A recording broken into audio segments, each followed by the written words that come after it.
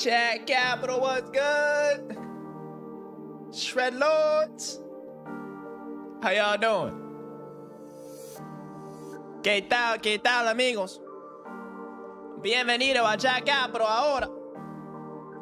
What we doing? Oh, let me turn on Twitch. I better turn on Twitch. My bad, Twitch. Sorry, Twitch.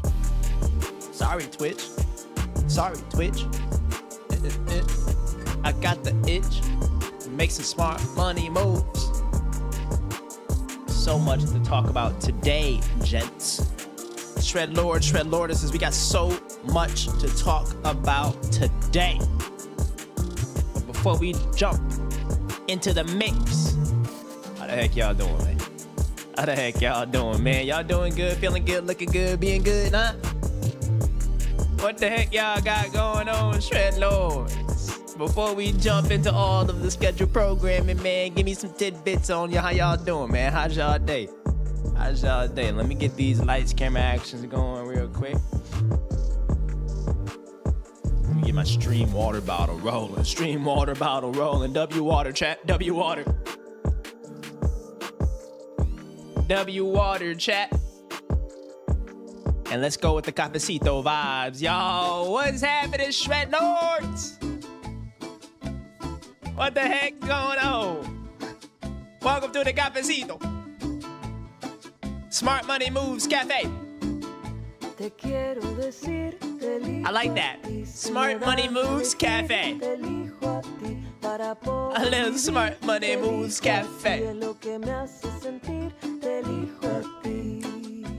Let's do a roll call for the Shred Lords. Who we got? Edwin.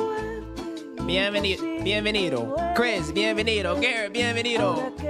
My top dogs, my early birds get the worm type dogs. Chat Capital, we up, y'all. W day today? Spill the deets. Spill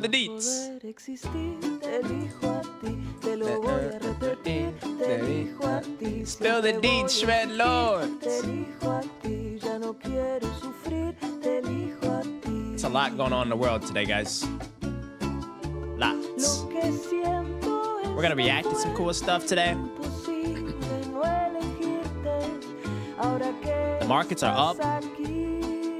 Markets are doing their thing this year. I ain't gonna hold you up.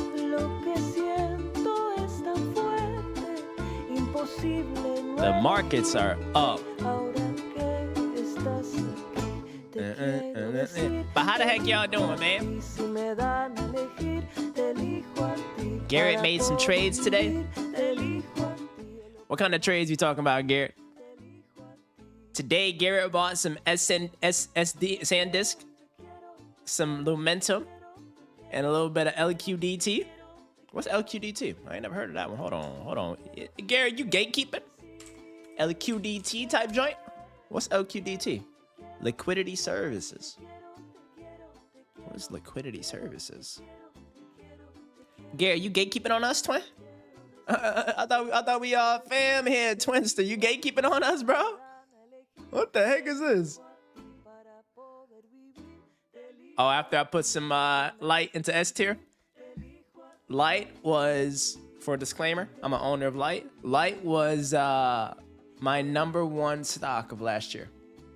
W Light. Thank you so much, Chris. Thanks for confirming Twitch is working. Chris, hope you're having a great day, man. Hope you're having an amazing day, Chris. Hope you're having an amazing freaking day. Chris, I saw your DM. You got a competition or something going on, Chris? Chris, spill the deets. What's this competition? How can we root for you? How can we support you, man? Chris has a competition or something going on this week, y'all. What's DECA? Oh, wait, that's that high school business thing, right? Right? It's the high school business thing? High school business competition? Or like case study?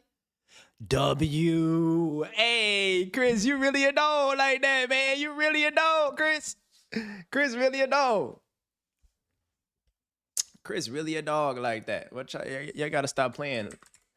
Talking down on that boy name like he ain't him like that. All right, we're gonna test something. I want to have what is the hold on. I'm trying to get one of these. to where all right, let me know if it's ooh, y'all like that? That's like a good little vibe. Y'all heard that?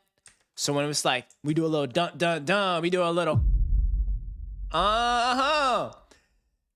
that's lucky kind of a vibe. I'm getting my sound effects going, Twinsters. I'm getting my sound effects going.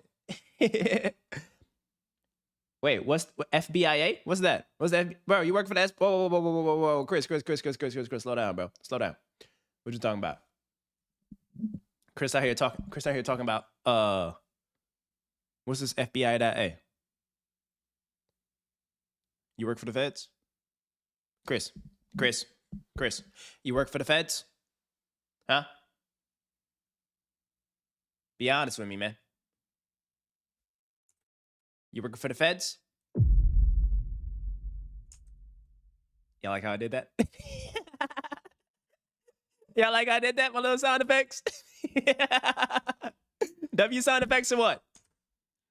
I was like, Chris, you working for the feds?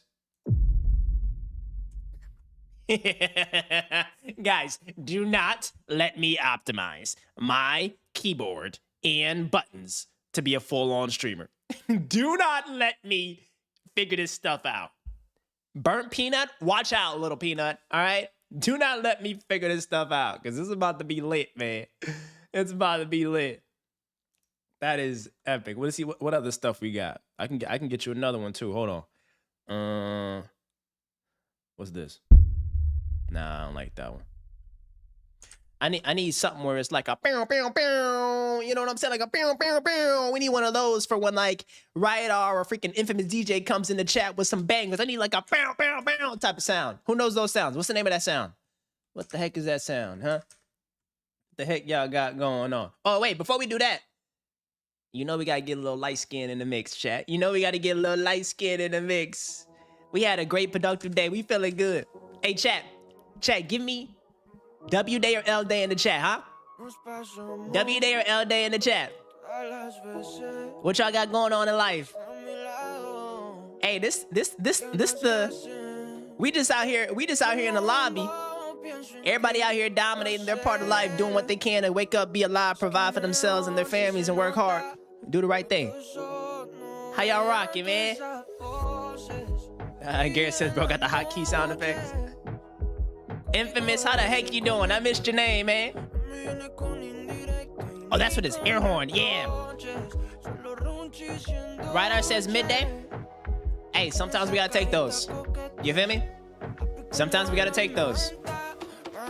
But what's awesome? Tomorrow it resets, bro. You hear me, Riot-R? Tomorrow it resets, bro. Scoreboard resets. You can go to bed. It can be mid. But you literally get to wake up tomorrow, it's a whole new ball game, bro. So I'm hoping and praying you have a W day tomorrow, Riot-R. All right? And if I can be helping with anything, you let me know. What else I got going in the chat? Chris, these competitions sound cool. As long as you're not a Fed, it's all right. I'll support it.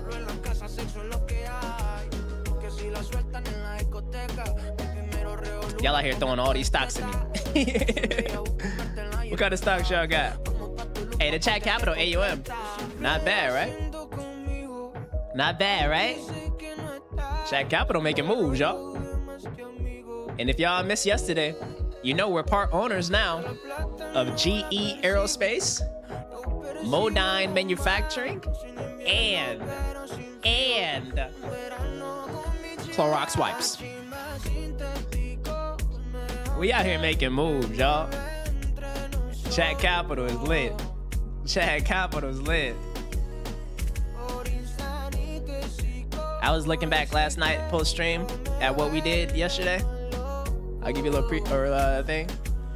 The fact that we had this, which is like, I love our colors, by the way.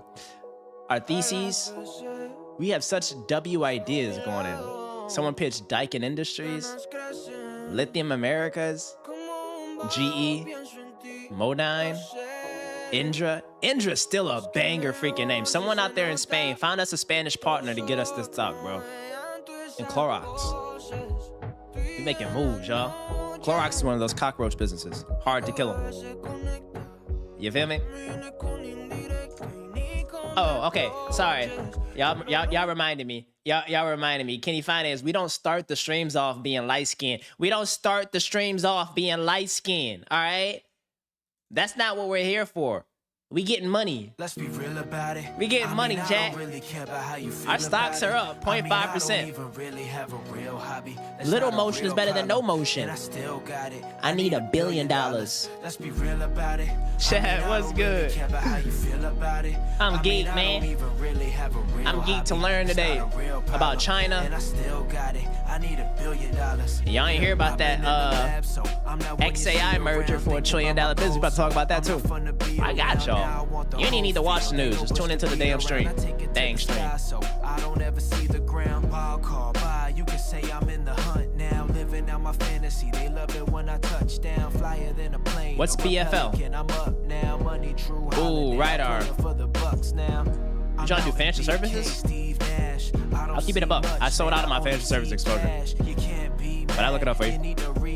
And my favorite drug is hustle. I'm about to relapse. I'm getting all this money just from making these apps. Hope they take care of my hood when I'm paying each tax. I'm managing my waist. It's Australian? What's the ASX? Let's be real about it.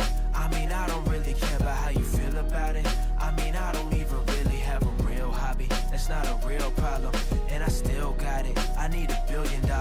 Let's be real about it. I mean, I don't really care about how you feel about it. I mean, I don't even really have a real hobby. It's not a real problem. Your ultra high net worth mentor. Yeah. Who's this ultra high net worth mentor? Huh?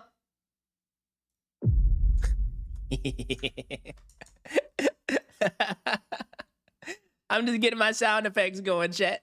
I'm just getting my sound effects. Oh my gosh, I love it, bro. Streaming is literally a video game. That's what you guys gotta understand. Streaming is literally a video game. Okay, now, how about this one? How about this? Okay, cover your ears. Nah, it's kind of mid, right? It's kind of like a okay. What about this one? Nah, that sucks. What about this one? Nope. Edwin, if you have a better air horn one, y'all know what I want? I want one of these. Where I can play me one of these. Damn, son, where'd you find this? Yeah, we need one of those. Shred Lords, we need some of these. Or what about freaking we need one of them, damn, son. Or what's another good one? I got sound effects for days. Gangsta Grill, you bastard. What about that one? I don't think you're hip to that. Anyway.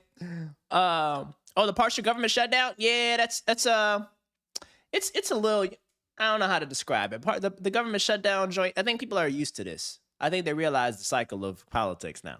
You know what I mean? Markets should not be heavily influenced by back-to-back spits and spats politics. You know what I'm saying? So I think they're going to get their stuff together. Radar, this business is a monopoly in the Pacific. What they doing, though? It's the largest bank in Papua New Guinea. It's not saying much if it's Papua New Guinea, if it's a small place. Papua New Guinea is a culturally and biologically diverse. Hold on, is this an ethical business, though? Is this a good business, or are they out there, you know, is this like the only bank in town and they're freaking charging people 600% interest for a payday loan or something like that? I ain't never been to Papua New Guinea. Y'all ever been to Papua New Guinea? I'm trying to go there. Looks like some awesome culture, heritage. Papua New Guinea. What is that? Is that a fruit? What the heck? Is that a fruit? The water looks beautiful, though. The water looks beautiful. Oh, my goodness. That kind of reminds me of like the Philippines a little bit. It kind of reminds me a little bit of the Philippines. You know what I'm saying? Richard, what's good, man? What the heck is up, Richard? How the heck you doing, Shred Lord? How the heck you doing? He runs a few businesses in PNG in Singapore. Do the MLG sound effect. How do I do the MLG sound effect? Ooh, what is that? Guys, what's the MLG sound effect? MLG sound effect. What is this? Okay. This? That's kind of a good one, right? The MLG sound effect. The bow, bow, bow, bow. Wait, that's actually kind of good. I don't want it to be too annoying though, right? Where did you get the MLG thing from? Is it just like, what is it? Like MLG? Like Major League Gaming? They have their own sound effects? What the heck? Okay, we'll get the MLG Gaming sound effects. Nice. I'm gonna download those. Bow, bow, bow, bow. We also need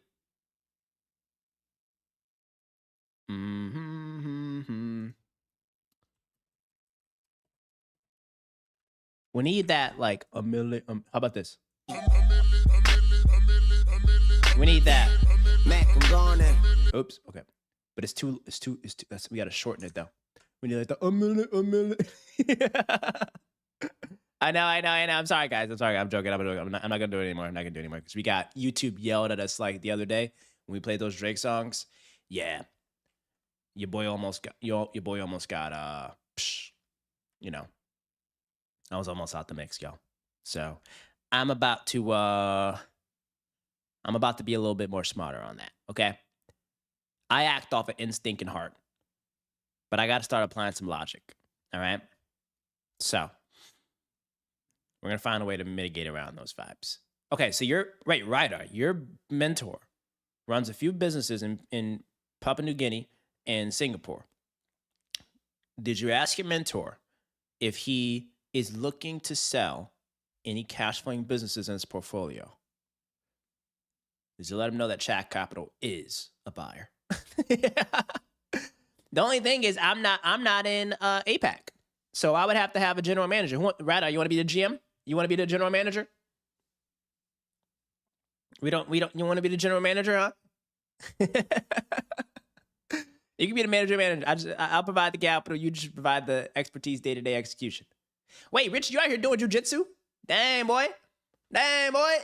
Hey, you really out here doing jujitsu? I did jujitsu for 1 day and realized that was not for me, ladies and gents. My old stream used to have the old sound effect with the dude falling back into the crowd. Oh, wait, what do I Google for that? The old sound. I need that. Gary, you gotta get me hip to get the whole setup going, man. Wait, you guys wouldn't go to Papua New Guinea? Why would we buy a business there if it's not safe to go there? What you trying to set me up, man? Y'all here trying to set me up, Ryder? Why we going there if it ain't safe? What you mean, like not safe though? Like how unsafe is it? You know what I'm saying? Like how unsafe are we talking? Let's ask them. Safety score. Papa. I don't even know if I'm pronouncing it the right way. What does the U.S. Department of State say? They say level 3, reconsider travel. Okay. So, do not travel to Central Bougainville due to civil unrest? Oh, God. Hold on. Due to crime, civil unrest, and piracy, exercise increase caution due to kidnapping, unexploded ordnance, inconsistent availability of healthcare services, and potential for natural disasters. Okay. So, with that in mind, I'll likely reconsider my investment thesis into the region. But regardless of the investment opportunity, I will say though,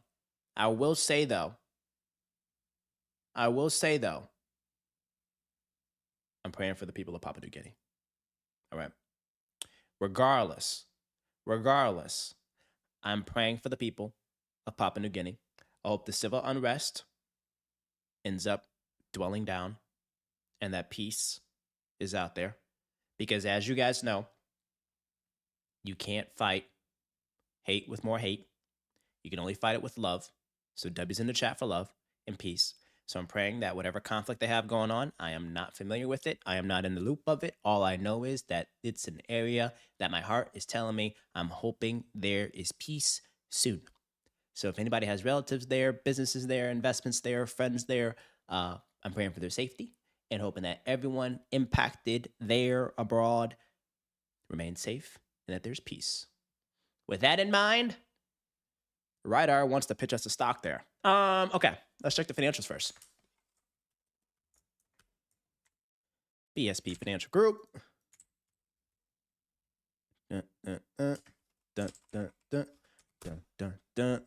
Let's cook. Let's freaking cook. I don't even know this currency limit. This guy does not look like he needs to be doing anything in Papua New Guinea. Okay, just kidding.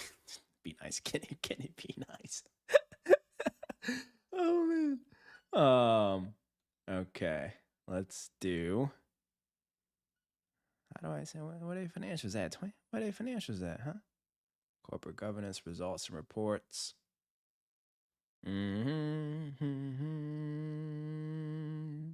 Presentations. Let's see what they got going on. Let's see what they got going on, y'all. Let's see what they got on. We're about to learn. We're about to get smart. Because, guys, what I want to talk about this real quick.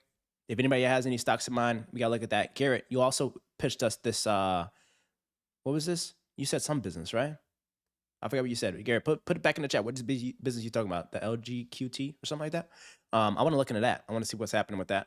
And then we got to talk about China. China is trying to make their Chinese yuan the next big global reserve currency. And that's a really, really, really big deal if it works and if it pulls off. Because as you guys know, the US dollar and the euro kind of dominate everything. But this could help solidify China into one of those like marquee, large, mega economies globally. So just imagine y'all traveling all around the world instead of using US dollars, using Chinese yuan. That is a possibility. I'm not saying it will happen, but it is a possibility. So I want to dive into that. And then SpaceX just literally merged with freaking XAI. Yeah. So this literally just came out. This literally just happened. So this is like a really big, important deal here. So we're about to figure this stuff out. Hey, twins, thirds, we're about to figure this stuff out. But first things first, let's kick it into cafecito mode. And let's learn about Bank South Pacific. Bank South Pacific. It's a normal big bank. They're the leading bank in the South Pacific. They operate in 7 countries. 4,600 employees. Okay. Largest bank in PNG with significant market share across key segments. Strong presence in 6 other South Pacific markets, reinforcing regional leadership. Interesting. Very interesting. All right. Headline is the long-term structural growth opportunity. Growing population, expanding trade, etc. I don't know if I believe that. There's civil unrest. I don't know about that. So that's the one stat that I don't know about. And then proven track record of profitability and returns. Well, let's figure that out. You may say that, but let's dive into the numbers. All right. Do you guys know how banks make money? Banks make money by having deposits and lending out those deposits. That's the business model of a bank, is to get as many deposits as you feasibly can, right? So then once you have those deposits, you're able to rip and make a play and lend it out, right? Like when you put your money into a bank account, it's literally not sitting there physically in cash. It's already lended out immediately as soon as it gets in there. They're putting the dollars to work. It's the velocity of those dollars. Granted, there's such a large interconnect of all these banks that like whenever you need to withdraw your cash, it's like immediate. But banks make money by having deposits and lending assets into quality things that have strong interest rates. All right. So the only thing though, I'm curious though, Rydar, if there's going to be any like neobanks or like banks that are in the, what is this? Pacific? The South Pacific? If there's any like neobanks in the South Pacific that could disrupt this entire business model. This seems like a legacy brick and mortar bank. Like I assume they have physical locations, right? I assume they have physical locations. Right? Let's look it up. Yeah, they got a bunch of physical locations. right? This is the JP Morgan of the South Pacific, essentially. The only thing that I'm curious about is, number one, what's stopping some of these larger incumbents to expanding into that region, right? Because you got to ask yourself, if the region was that attractive, why isn't any normal Asian or American or European big bank that has the capital to do so expanding into that region? Granted, I think there's like a different regulatory hurdle and like a knowingness of like being a global bank, but there's probably some Asian countries that were able to expand into other Southeast Asian, South Pacific countries. But like, I'm curious, why does this one just have like regional dominance? They're a good acquisition target, by the way. Like, what could work out for them is being a good acquisition target for a bigger bank in Asia. So I can see that happening. But let's take a look at this. It was LQDT. That was Garrett stock. Okay. BSP Financial stock. Wait, first let's see. Oh, they're growing their digital a little bit. All right, digital banking transactions. Working a little bit, not a lot. Good diverse team, executive team, solid. Now, what about interim dividend yield increased by 11.1%?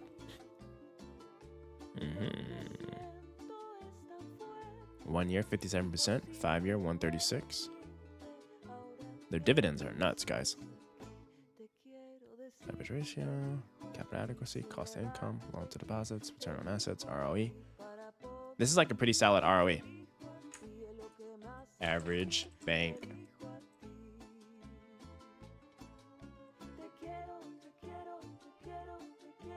Like the average bank return on equity is like 10 to 15%, right? This business has a is between 20 to 24 return on equity, and it's improving. That's a really good sign. The fact that this one on average is like this. Now let's see average fintech bank.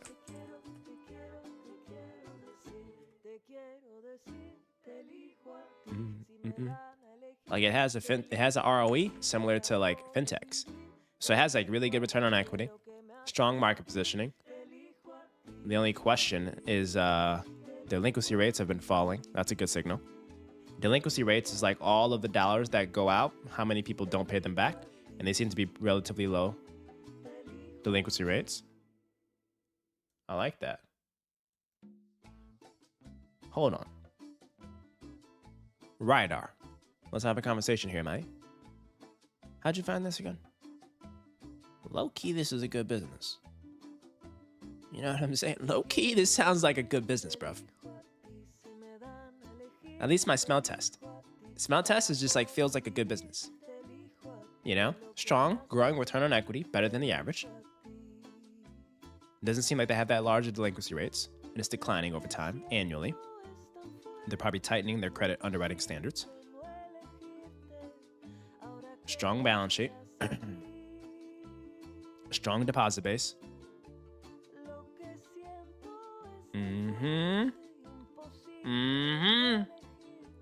No sé, amigo. No sé, pero este negocio es muy bien. Necesito más información, pero este es un buen negocio. ¿Sí o no? Richard, I'm getting better. You know? This. Este banco es muy bueno. ¿Sí? Este es el número 1 banco en South Pacific. Y yo me gusta este banco.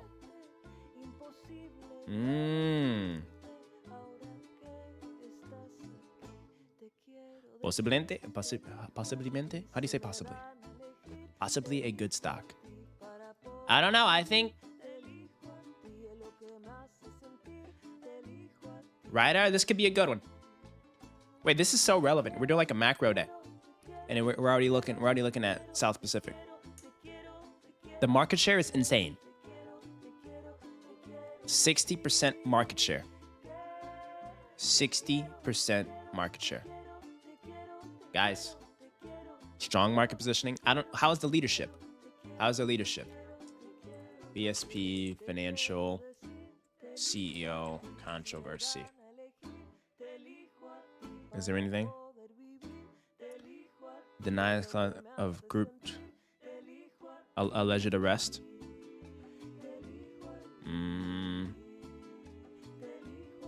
Supervising ghost staff case. Shocked by cash piles in flood control corruption.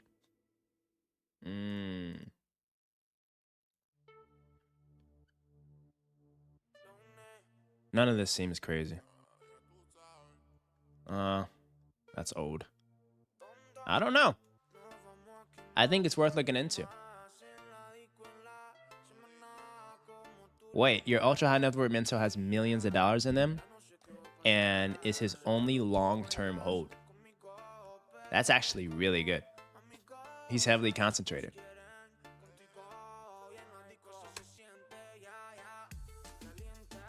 Let's see how the stock's been doing. It's very it's just very spiky, right? And as you can see, as civil unrest is continued, there's a little bit of, dips in the asset. I'm not I'll keep it above. I'll keep it above. I'm not the most excited about financial services right now. I'm not the most excited about finances, specifically when it comes to investing stocks, KKR, Blackstone, Apollo. I don't know, the value proposition of those relative to the S&P 500 is becoming more and more questionable.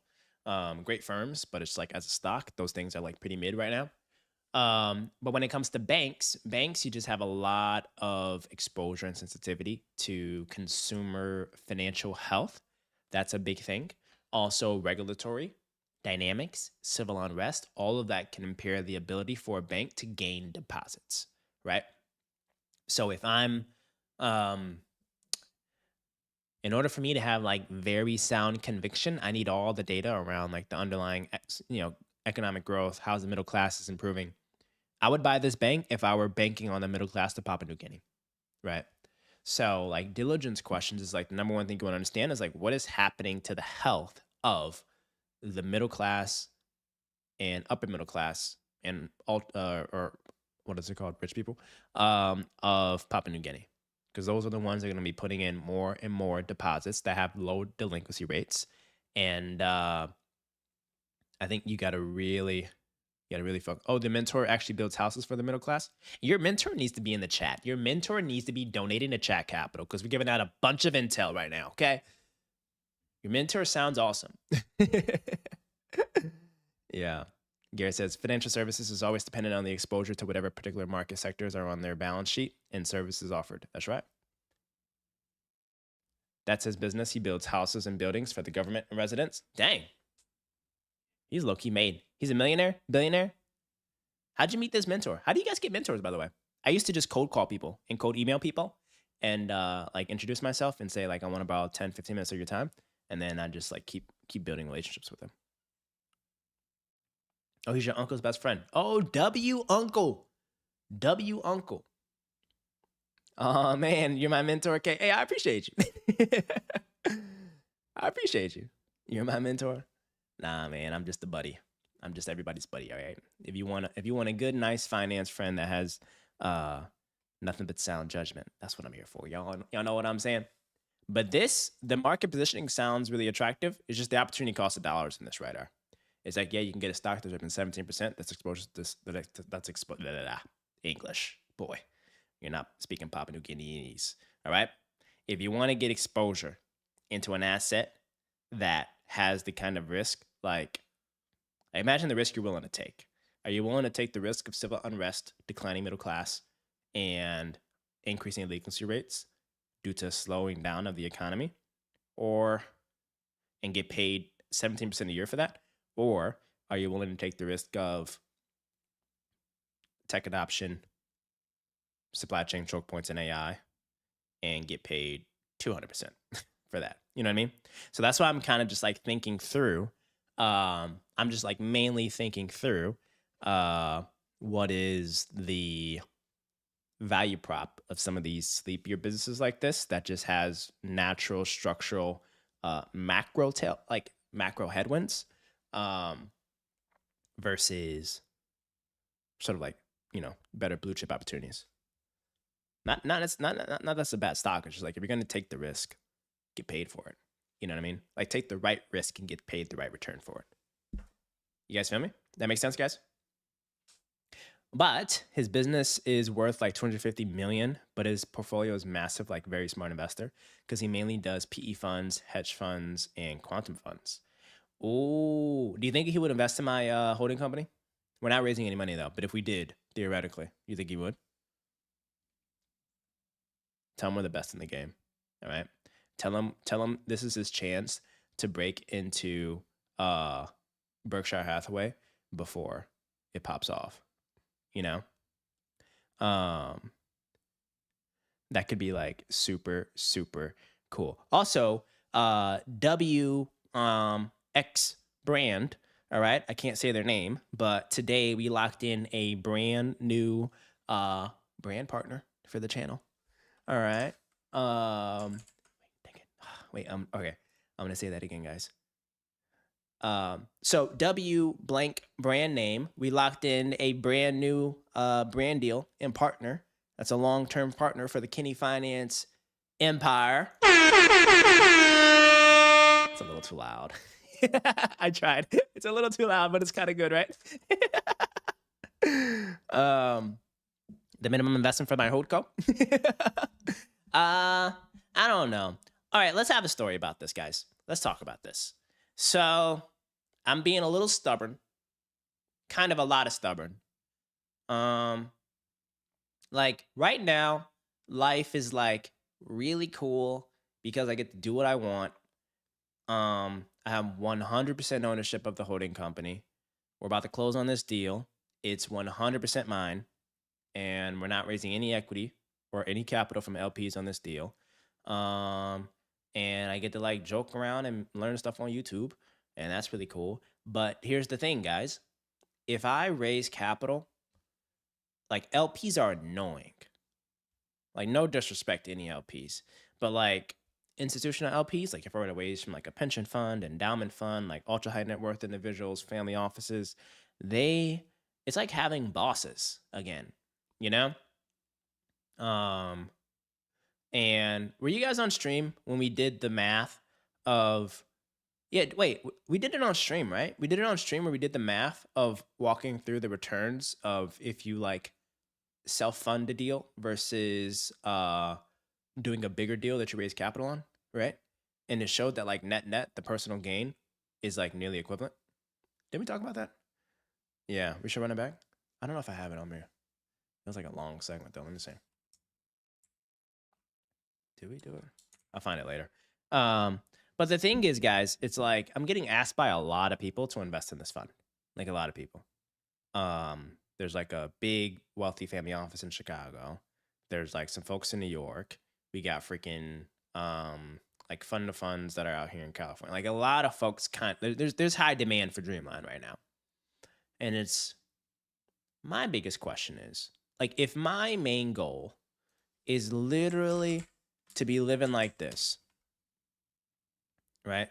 If my main goal, chat, is to be living like this, and don't tease me on this, I'm actually very serious. If my goal is to live like this, with my wife and kids, doing what I want, going on adventures, not looking at a freaking email all darn day, right? And not having to deal with all that boom, boom, boom, asking me what this XYZ portco is doing, asking me for ESG data on my underlying portco, asking me for all this stuff. This guy, Matt Fields, literally doesn't have to open a freaking email if he doesn't want to. Like, if I'm optimizing not for crazy financial gain, if I want a crazy financial gain, yeah, of course, I'm going to freaking raise a $100 million fund just for a fee game, right? But if I'm optimizing for, like, life freedom, where, like, I can spend a month, like, not even on a phone if I don't want to, just going to, like, freaking parks and hanging out with my kids and traveling to Bali or Indonesia or going to freaking Papua New Guinea just to learn a new culture, right? You gotta bootstrap it, I think. Like, there's nothing like the ultimate freedom of literally having your own 100% dollar skill in a game and not having to rely on third-party capital. One of my mentors is the founder of Permanent Equity. Unsure if you guys ever heard of Permanent Equity. They're a really good holding company. He's one of the OGs. He told me, he was like, look, if you don't have to, don't raise. It's a pain. Don't raise. If you don't have to, don't raise the dollars. All right? It's a very slower path though, guys. I'm not going to be uber rich off of this stuff until I'm like 60. And I'm okay with that because it gives me like at least from when in my 20s all the way to my 60s a better lifestyle, you know? So I just had to make the constant decision of, all right, let me downgrade my monetary expectations of this. Let me upgrade my appetite for the adventure of like life, aka free things, like being outdoors, connecting with friends and family. And be okay with that. Because I got friends that are starting big funds. And if you get 2% of a fund in terms of management fees, if you raise a $100 million fund, we did this with Chat Capital. If you raise a $100 million fund, you get $2 million annually just in management fees. Just to keep the dang lights on, pay yourself, right? It's crazy, right? If I really, really, really wanted to, I got the craziest background in all of finance. I could go raise a $100 million fund in like 6 months. It's not hard. I have folks that have done it. You know what I mean? But do I want? It's like I'm leaving. Like I'm going back into this. I feel like I'm going back into the system if I do it that way. You know what I mean? That's where it just gets tricky. I don't know if I really want to do that, chat. I don't know if I really want to do that. Like the freedom that I have right now is insane. My whole team, one person, me, and a bunch of AI tools and a bunch of like diligence and brain. So that's why it's sometimes when I look tired, it's just literally me running this whole thing myself. So the whole team is literally myself. You know what I mean? Which I was saying. So the minimum investment for the whole it'll probably be like minimum investment. Like if I do raise, I'm only going to raise from like one person. I'm only going to raise from like one family office that just doesn't bother me. You know what I mean? Yeah, I agree with you, Garrett. Being picky with investors. Yeah. It has to be from like a ultra high net worth family office that literally wants to chill and just like trust me and my ability to have access to deal flow to crush it. And I heard someone say that a person will make $1 billion company alone using AI in the next 15 years. Is it going to be you? Yeah. I actually made a tweet about that or a post on LinkedIn about that around like how you can build this stuff on your own. Like this shows that we literally live in the greatest time in the entire world. Like there is no other time than now where you have all the AI tools to build anything you want in the world. $1 billion software company, vibe coding business, marketing business, literally whatever you want. And you literally might be able to build anything. It's literally insane what you can accomplish. But it'll probably be like a $20 to $50 million raise. Because the thing is like we'll raise it once and then we'll never raise again. Right?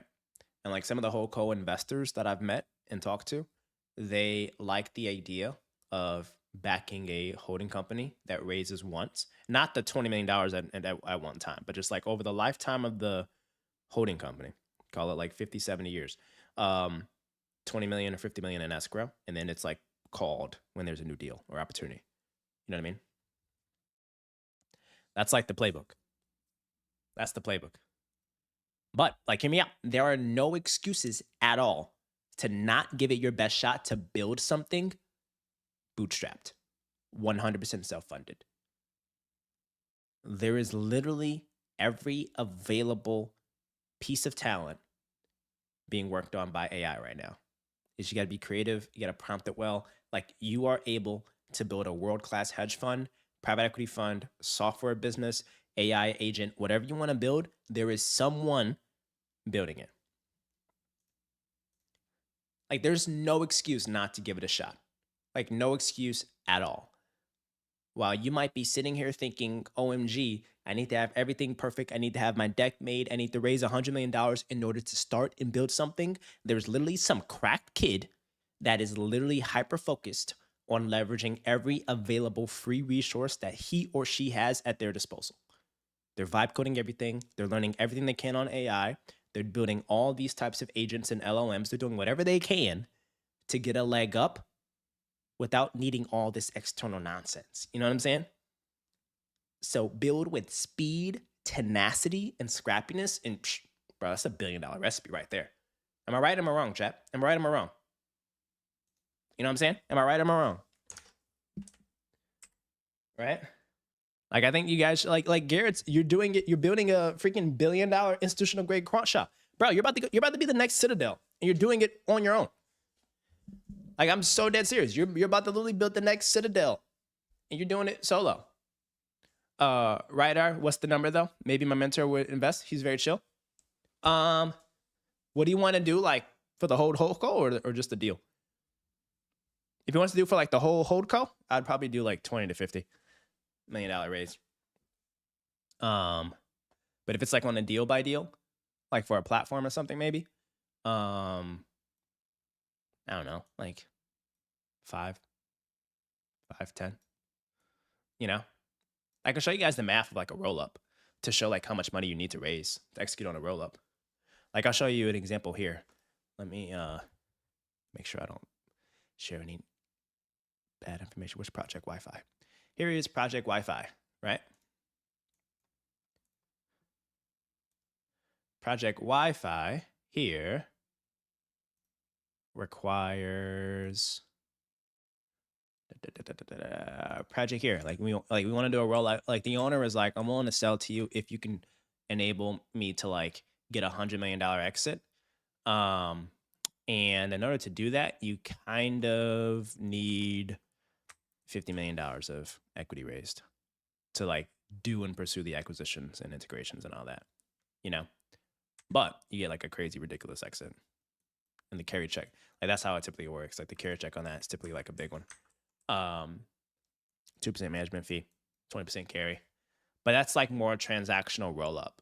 Like that's what a lot of my friends are doing now. It's just like they're focusing on these roll ups. Like you find a space to roll up, you raise $50 million to execute on that roll up, you get it done in like 5-6 years, and then you crush it and you get your carry check and you get out of there and you move on to the next roll up.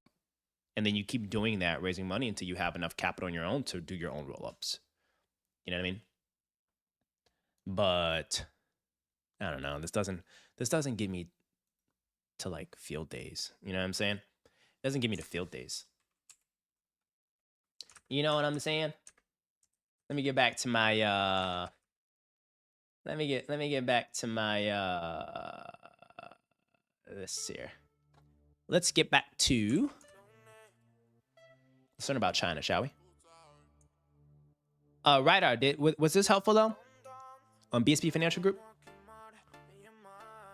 Oh, you let your mentor know if he wants to invest in Chat Capital. It will be in the form of a donation, a generous donation for the educational purposes of chat. Tell him just to bang that link on Streamlabs. Tell him to do that instead of the super chats on YouTube because Streamlabs doesn't take any fee. YouTube eats up the fees. Guys, I looked at our super chats from the first month. We crushed it with super chats, by the way. So shout out to everyone that contributed, especially Boogie, especially Rich Topic, and some of the other top dogs that put a lot of cash in. But unfortunately, YouTube takes like 30-40% of the super chats. Isn't that crazy? I love YouTube, but y'all are stingy, man. So what I did instead is I just put whatever the gross number was that you all donated, and I just topped up personally whatever the fees were. So I just ate that for the boys and girls. We ain't worried about it. Now the issue is when we get to like $100,000 and I gotta top up 40%. Then look, that might be a whole different conversation, chat. But with our small dollars right now, that was okay. So if anyone ever does contribute to Chat Capital, do it through the Streamlabs one. The gamify, that'll be really sick. What else do you think we should gamify? Oh, what I rate BSP? On a S, okay, so out of the tiers, if I were to tier rank this one, Mm.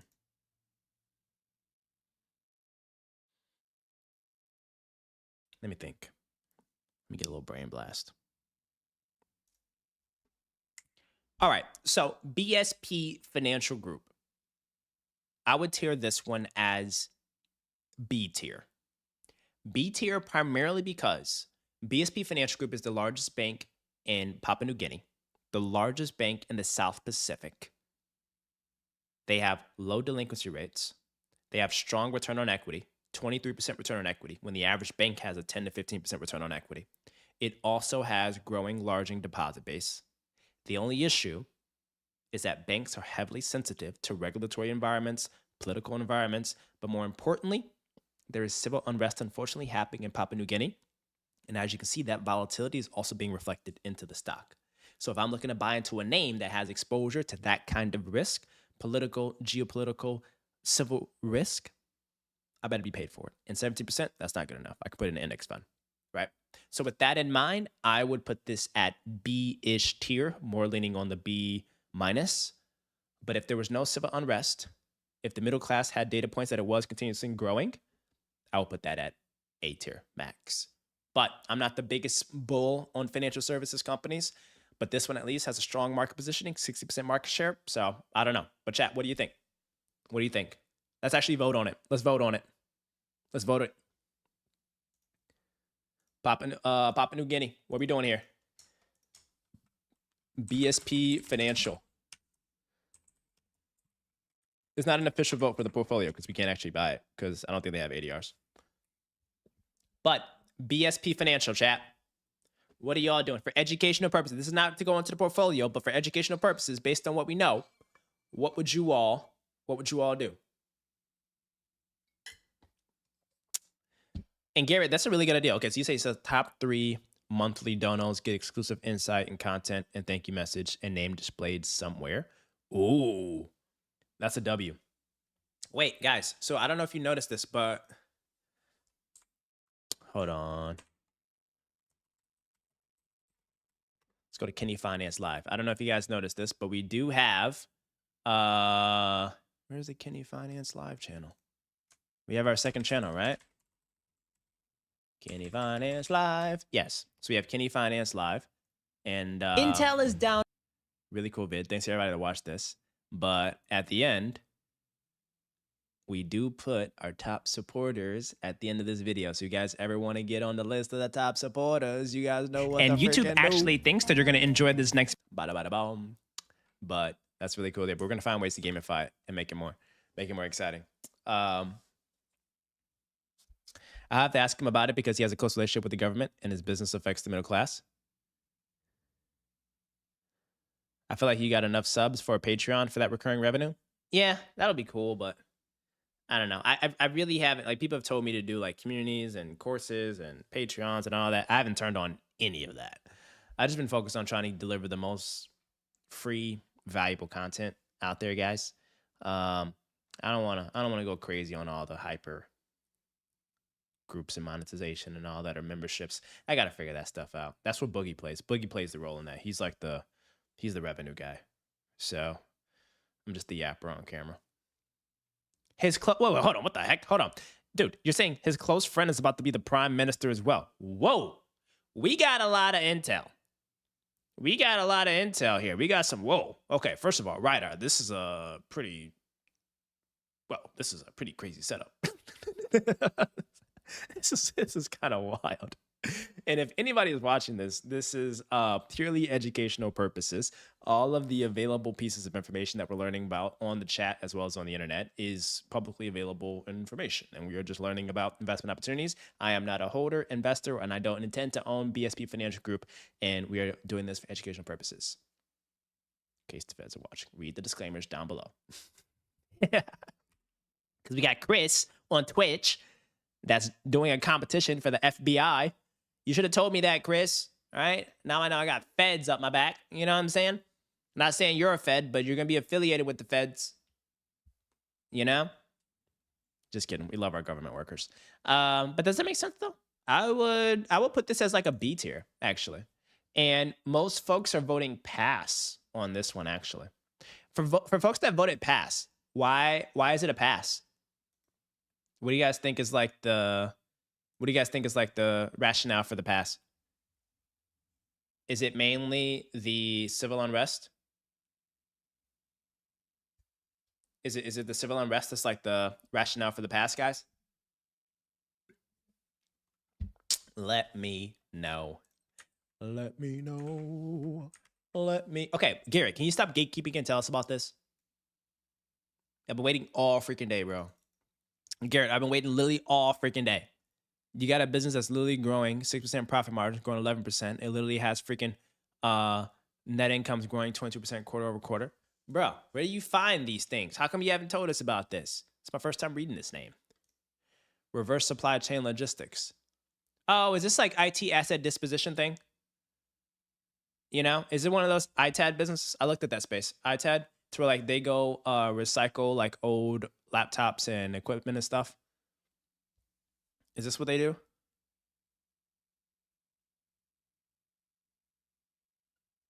Right? I think so. Oh, returns management, asset recovery. This is what I knew about. I knew about the asset recovery.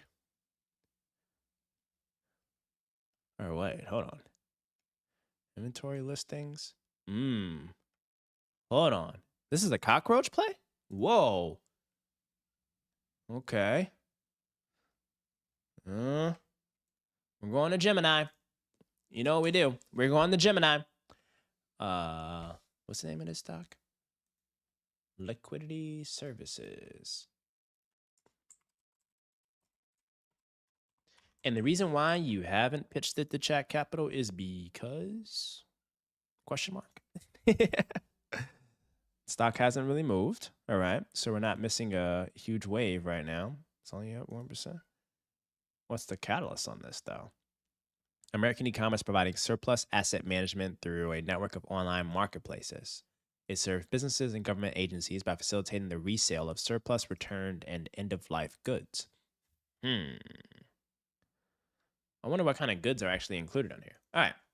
Time to ask my analysts. So, what does this... I'd like you to put your Alan Meckham hat on and learn about LQDT. Help us understand what the business does, the industry, the stickiness of the solution, and help build an investment thesis. Put this into a Tiger Cub deep in-depth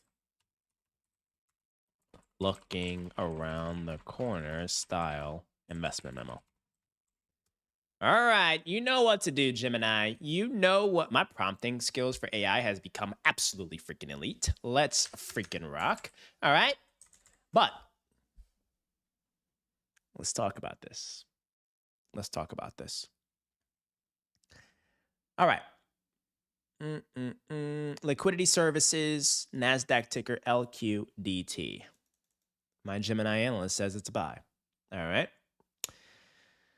Priced 41%. Whoa. Where's it currently trading at? LQDT.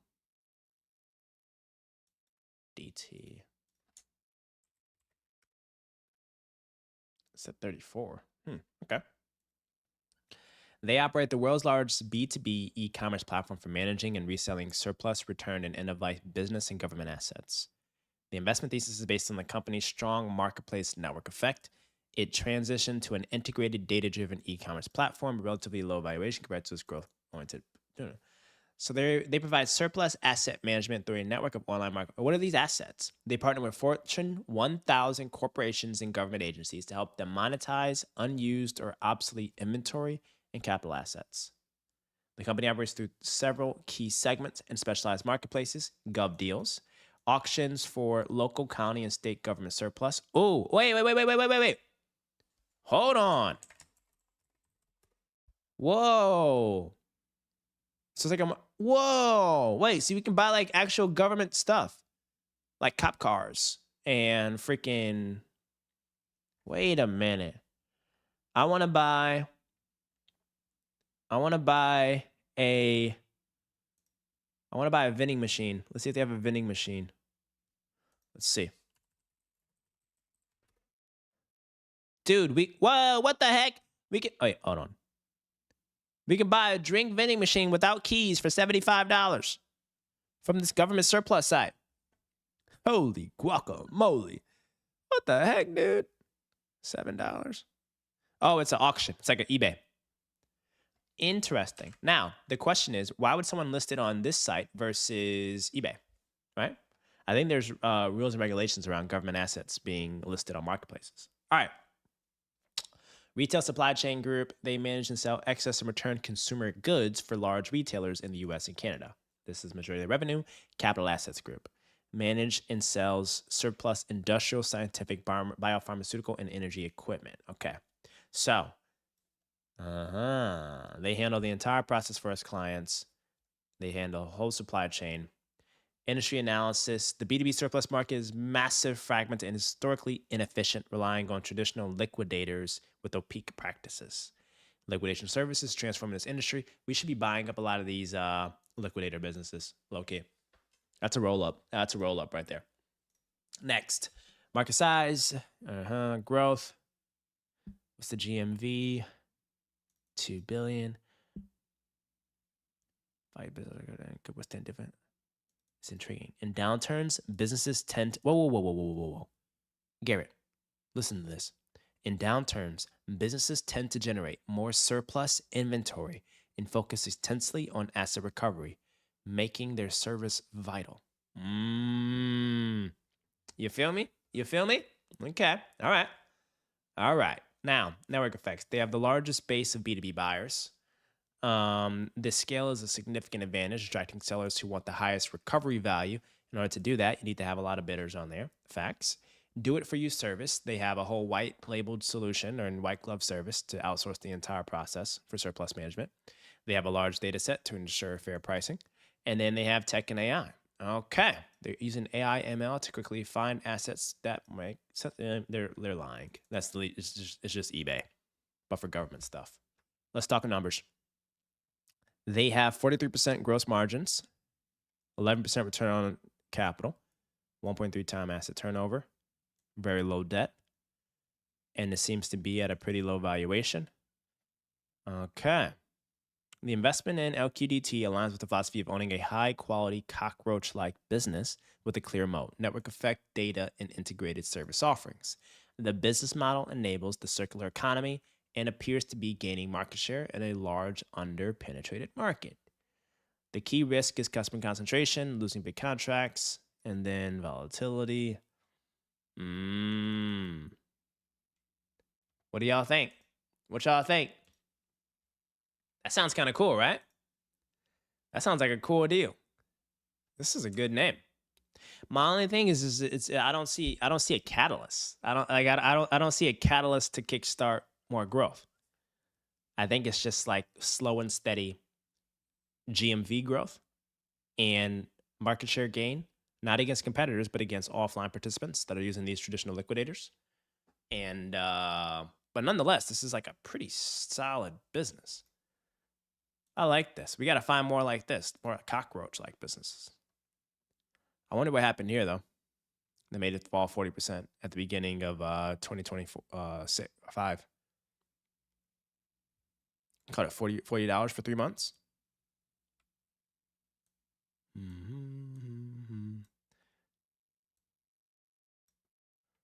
It's a very small company, though. $1 billion market cap. $1 billion market cap. Wow. This is kind of cool. I just never knew you could do this. Like, I never knew this existed. I didn't know that I can go on govdeals.com and buy government vending machines. Or like literally anything else that I want that's sold by the government. That's actually kind of sick, right? Like you got government deals. What about like a pickup truck? I want a government. Oh, you can buy a whole freaking trailer. You could, dude, look at all this stuff. You can buy a crane. We got to bid on these things. But it's actually kind of cool to look at this.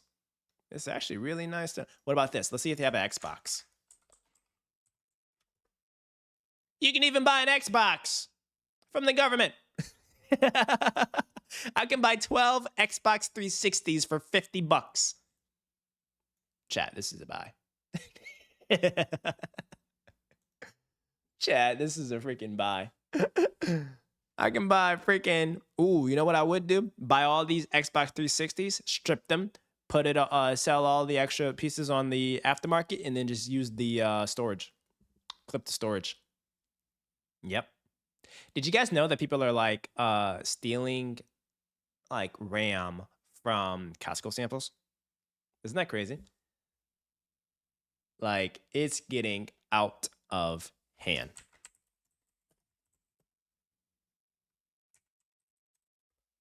It's getting out of hand. I didn't think RAM was going to have folks hit this low of a low. Like, people are literally removing RAMs from the display PCs. This is ghetto. Going to Costco and stealing RAM from display PCs, it's not that serious. You're not using that much storage, so you need to steal RAMs from Costco. Costco has done nothing wrong to you, all right? Especially these display PCs. They're just literally trying to promote peace in gaming. My PC's from Costco. But think about like actually having to go to Costco, bring like a screwdriver, take off the display, and then unscrew the actual RAM and pull it out and leave. You know what I'm saying? Like that's, why just take the RAM? If you're gonna do all that work, take literally the whole thing. I don't get it. That's ratchet. That's ratchet. People really out here just trying to hit a lick. You know what I'm saying? People really out here trying to hit a lick. That's crazy work. That's actually crazy work. The oddball of the bunch. Oh, late Lexar? Hold on.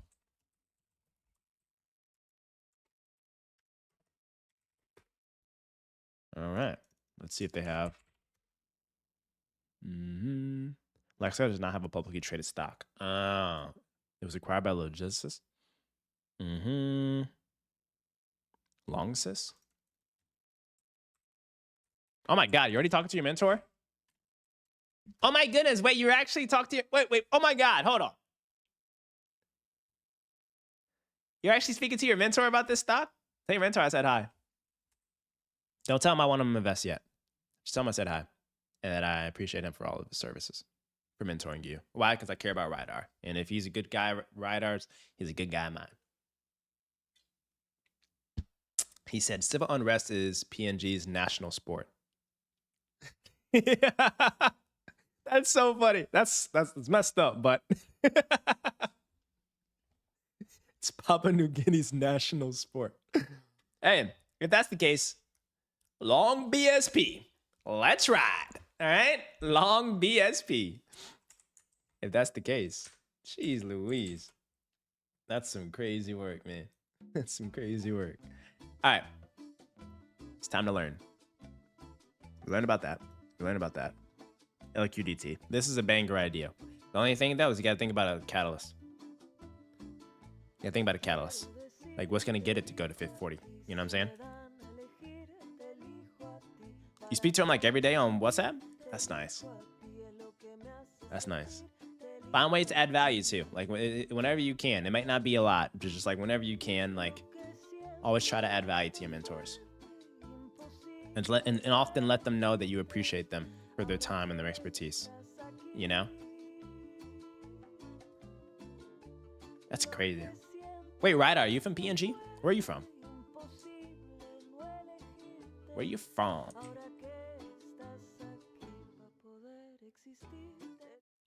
Let's see. So SpaceX combines with XAI at a $1.3 billion, trillion dollar valuation. Another redhead actually crossing the Bloomberg terminal right now, saying that SpaceX and XAI together would be valued at $1.25 trillion. Again, this is coming from the company memo that Bloomberg reporters have seen, although we should point out this information is not yet public. Let's bring Ed Ludlow into the conversation. And Ed, I do want to start off with that $1.25 trillion valuation. And I guess my question to you is, how much of that valuation is SpaceX and how much of that is xAI? The vast majority, and just to clarify something you guys were discussing a minute ago, there's two separate memos.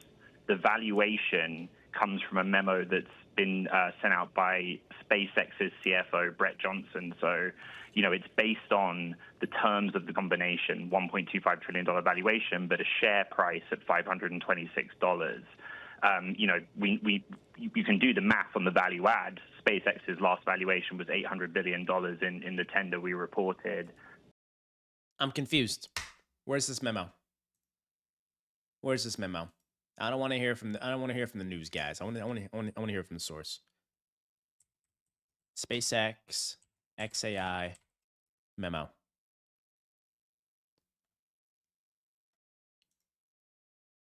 Where's the star memo? Who knows where this memo is? Anybody got a copy of this memo? Huh?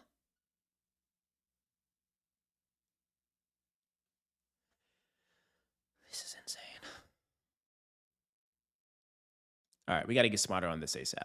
We got to get smarter on this ASAP. Because I think there's some lessons to be learned here, right? I think there's some monies to be made and lessons to be learned. Chat, this man, Elon Musk, does not sleep. He's always busy. The people that are working for him are always busy. This guy is in the mix. And the headline update from today is that SpaceX intends to merge with Elon Musk AI firm xAI. Now, I'm hearing from sources, aka Bloomberg, I don't have my own sources, that they say that they are trying to value this merger at a $1.25 trillion valuation. Let me say that again, $1.25 trillion valuation. That is literally freaking massive. Now, let's dive into some fundamentals. What is SpaceX, right?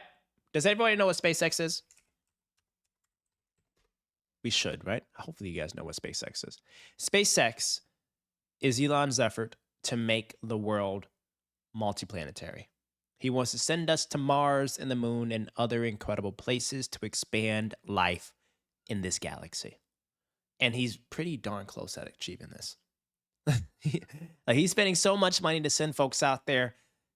The results are mixed, but mostly successful. And they're iterating and learning literally every single day, every single week. Oh, good question. Do I think Elon will have AI robots and ships like an Interstellar? I think we will certainly have AI robots going into these ships. Like they already have the Optimus robots ready to be like released to industrial and households in the next 2 years. They're 100% are going to use them to go to space, right? It's the logical one. Like don't risk human life and you can just risk an Optimus bot and just make another one. So I 100% think they're going to do that. I think it's going to feel like Interstellar a little bit. It's really going to feel like Interstellar, but I think they're going to send these kind of people. They're sending these cats. Yep. This is who they're sending. Sending these folks to the moon. All right. I want you to send a Kenny Finance version of here to start the Smart Money Moves movement on Mars. I want a version of me and Optimus to be sent to the moon in the first batch to ensure that everybody that gets there, they're starting off on the right foot when it comes to finance and sound financial judgment. Yeah. All right, lock back in. Anyway, so big headline. Elon Musk is merging or acquiring the xAI. SpaceX, of course, sending ships to the moon and to Mars. xAI, I don't know if folks know this, but xAI is the AI bot or the AI brain that is behind Grok, as well as some of the AI tools in Teslas. And I assume they're already using some of it in SpaceX as well. But XAI is Elon Musk's like brainchild of artificial intelligence, and it's kind of designed to be the competitor to OpenAI and Google's Gemini. But a big question that I have is like, what is the valuation of both? Is it like 50-50? Is it 90-10? But here's a stat. I wonder where they get this from. A source familiar. Like, who is this source familiar? Is it Elon or what? You know what I'm saying? But it says that this transaction valued XAI, the AI brainchild and the Grok piece, at $125 billion. And they valued SpaceX at $1 trillion. Isn't that insane? Making it the most valuable private company ever. This just made SpaceXI, or I even said SpaceXI. That's what they should call it that. They should call it SpaceXI. But this transaction just made SpaceX the most valuable private company ever. That is insane. And Elon Musk is sitting, and the thing is, guys, we haven't even gone to the Mars yet.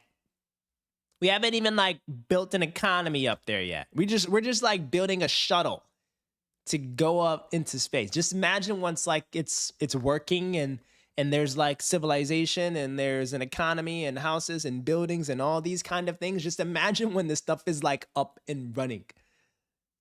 You know? That's kind of nuts. Wait, hold on. Garrett, you say you wonder when Palmer Luckey's Anduril robots will partner with Blue Origin? Wait, I didn't know Anduril has robots. What the heck? Is this real?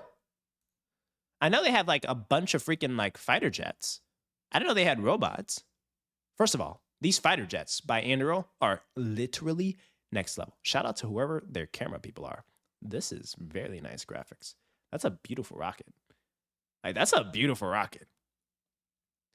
What the heck? Oh my goodness. Wait, but what kind of robots they got? Oh my goodness. Rebooting the arsenal. This is literally giving freaking Avengers, Marvel Avengers. Look at this. Look at what they have going on in here. It's like they're shipping rockets from the sea. Oh my goodness. This is insane. And then they're going underwater. They built like anime cartoons for their products. Whoever commands the seas commands the world. All right. And then they're equipping all of our soldiers. Whoa, no freaking way. Dude. Wow. Okay, this is actually quite interesting. Yeah. Anduril's doing something massive in the military tech enablement world. That's actually kind of cool. And then air. Whoa. Wait, so I don't know they were doing robots though. Oh, they got drones and stuff too. Okay. Anyway, but back to SpaceX. SpaceX is doing some pretty cool stuff. SpaceX, of course, they have like their ships, their launches. I don't know if you guys know this. They also have Starlink. This is a really big deal here. So Starlink is actually pretty freaking epic. Like, it allows for you to kind of just have like global connectivity everywhere, which is like hyper important. And it's just like really cool to see that they are now going to be a AI enabled rocket ship company, Starlink business, all kinds of things. Space, like what can't they do? And now it has XAI, right? Now, granted, there's been a lot of like issues with sort of like privacy and sort of ethics when it comes to Grok. Everyone knows if you go on Twitter, it's absolutely the wild west of the world. But it does have genius. Now let's see, like, where does XAI's ranking in terms of AI models? Let's see where it ranks. Let's check out the top LLM leaderboards. And right now, the top LLM leaderboards include, let's see what we got. Java, how we doing, champ? Nah, you the GOAT. Wait, you're talking about I'm the GOAT? Or Luck is the GOAT? Probably not me. Anyway, okay. So the top AI models right now is GPT, Anthropic's Claude, the next GPT, Gemini. I don't know if I agree with this, by the way, guys. I don't know if I agree with this. I don't know if I agree with it. Grok 4 is it's kind of like mid ranking right there. All right, so that's one. Let's find a different one. Top models. Claude's up there. Gemini, ChatGPT. What is Kemi? This is the second time I've seen Kemi. Who knows Kemi? Y'all know about Kemi? And then we have some models coming out of Asia. So anyway, I think it's I don't think it's a fair assessment. Like, I don't think it's incorrect to say that Grok is not number one, right? I would say all these different rankings have their own models, right? But it seems to be, as of now, the current pulse is Gemini and ChatGPT and Claude, right? And I think it's kind of like in the eye of the beholder. I don't think there's like a set, gold standard of rankings, but at least from my own use case, I'll give you all like my personal rankings. Like my personal ranking and use case is that I rarely use Grok because I'm never on Twitter, right? I rarely use Grok. Now that might be a lack of optimization in my tech-enabled lifestyle, but I am actively using Claude for like my writing. I'm using Gemini for my financial intelligence and content, and ChatGPT for just kind of like my personal assistant stuff, like health things, quick help, questions, things like that. So that's like my tech layer. And there's a lot of things that I could be improving on. I'm going to start adding more vibe coding to my lifestyle. And for that, I think I'm going to start using more Claude for vibe coding as well as Riplet, likely. But I'm not a big Grok user. So I think I don't know if this has a huge consumer layer for the XAI.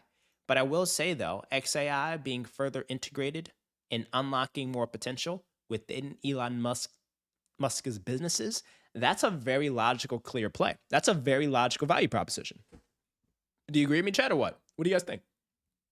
I think it just naturally makes the ships better, our robots better, Starlink better, just to have a really good proprietary model that's not focused on a consumer layer, but instead focused on optimizing for this B2G, B2B use case. So if you ask me, this is a banger setup for Elon Musk. This is a good play. Now, granted, how he's doing all this by one business buying another, and he's able to borrow against all these assets to borrow.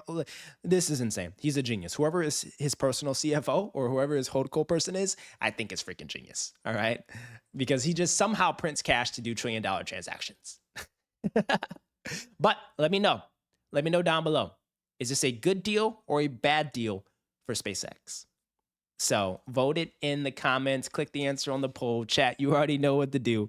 SpaceX acquiring XAI. SpaceX and XAI. Is it a good deal or a bad deal? I would love to hear your thoughts in the comments down below. If you guys haven't already, I don't know what the heck y'all doing, but smash that like button. We making smart money moves. And Java, thank you so much for tuning in. I appreciate you. Hope you're having an incredible freaking Monday. All right. Hope you're literally having the greatest day of your entire life. And thank you for spending a little bit of your time here with the Shred Lords learning with Chat Capital. So what y'all think? Good deal or bad deal? Smash that like button and let me know down in the comments. What do y'all think is the mix? And when SpaceX goes public, are we buying this or what? Chat Capital, we could vote for this. We could vote and get exposure to SpaceX. All right. Someone actually offered me secondary into the private SpaceX thing. So I passed on it. But we could for Chat Capital buy it on the public markets. I don't know. What are we doing? What are we doing? All right. Let's freaking rock, man. Let's freaking rock. What y'all think? Oh, everybody says good deal. Everybody says good deal. Do you guys like Grok? Be honest. XAI has crazy data from owning Twitter. What is the data on Twitter? Is the data from Twitter actually useful though? Twitter is just bro, it's just a bunch of, I don't know. I'm not the optimal Twitter crowd though. That's the only thing. I'm not Twitter's ideal user. You know? I'm overly positive. I avoid beef. I only know how to speak positivity, especially when I'm typing or writing something out, you know? I'm like more of an Instagram person where I'm just seeing a bunch of positive stuff. I got a good algorithm on Instagram. But when I go on Twitter, it just be some weird things sometimes. Like, not bad stuff. It's just like, you know, it's just like a natural environment of just like, I don't know how to describe it. So that's a really good question though. Like, that's a really good question if it's going to like post this merger. If I think it could delay the overall process of the IPO. I think you're doing a lot if you're going to complete a merger and IPO in the same year. I think it makes sense that this type of setup actually delays it a little bit. I think it actually delays it.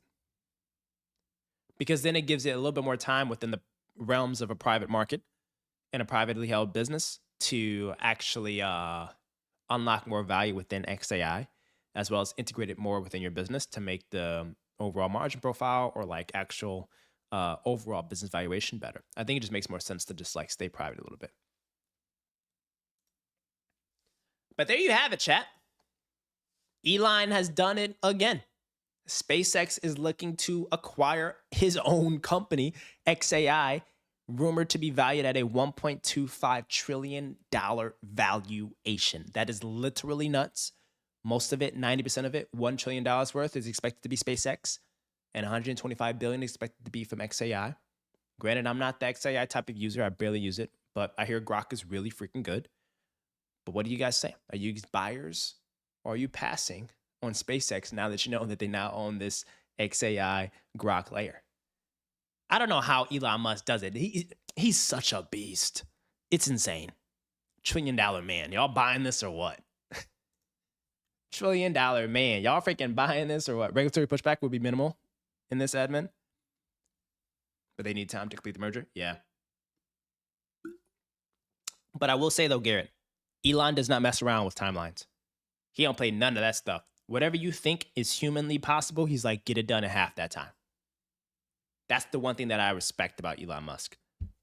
That's the one thing that I respect about Elon Musk. Right? He said something about like, he said something about like this. And this is going to sound pretty strange, but I only have one part-time assistant. How many days a week is that? The part-time? I mean, I suppose the hours she works, it would technically be full-time, but it's not. I do most of the scheduling myself, and the reason I do that is because it's impossible for someone else to know what the priorities are. And since the most valuable thing I have is time, I schedule it myself for the most part. Time management is extremely difficult. That's deep. That's low-key deep. He manages the stuff himself. One day I hope to be as productive as Elon Musk when it comes to just like time management. That would be like really freaking cool. That actually would be really freaking cool. All right, that's really dope. W SpaceX. W Elon Musk. I want to go to the moon so freaking bad. Like, a lot of folks are like, OMG, I want to like, you know, I like the world down here and, you know, I want to stay on Earth. Look, if I can in my lifetime to explore some stuff that I saw in those space movies, I want to try it out. What's your favorite space movie? Huh? I was watching a, what's that, like, top space or Netflix space show? What does it watch? I watched Lost in Space. That was good. But there was an Asian one that I saw. It was it Asian? When the stars... Oh, The Silent Sea. This, I don't know if y'all seen this, but this was so good. Y'all, this was so good. It's kind of spooky, though. It's a little spooky, so be careful. All right? But The Silent Sea, it was very well put together. A great storyline. The graphics were incredible. I love this guy, by the way. He's a super dope Korean actor, and he's in some of my other K-dramas I'll be watching. But like, it was such a good movie. Or no, it's a series. It was like 8 episodes. It's a quick watch. I don't think they renewed it, so they're kind of chalked that way. But it was a really good watch. It was a really good watch. But what's your favorite space TV show, a space movie?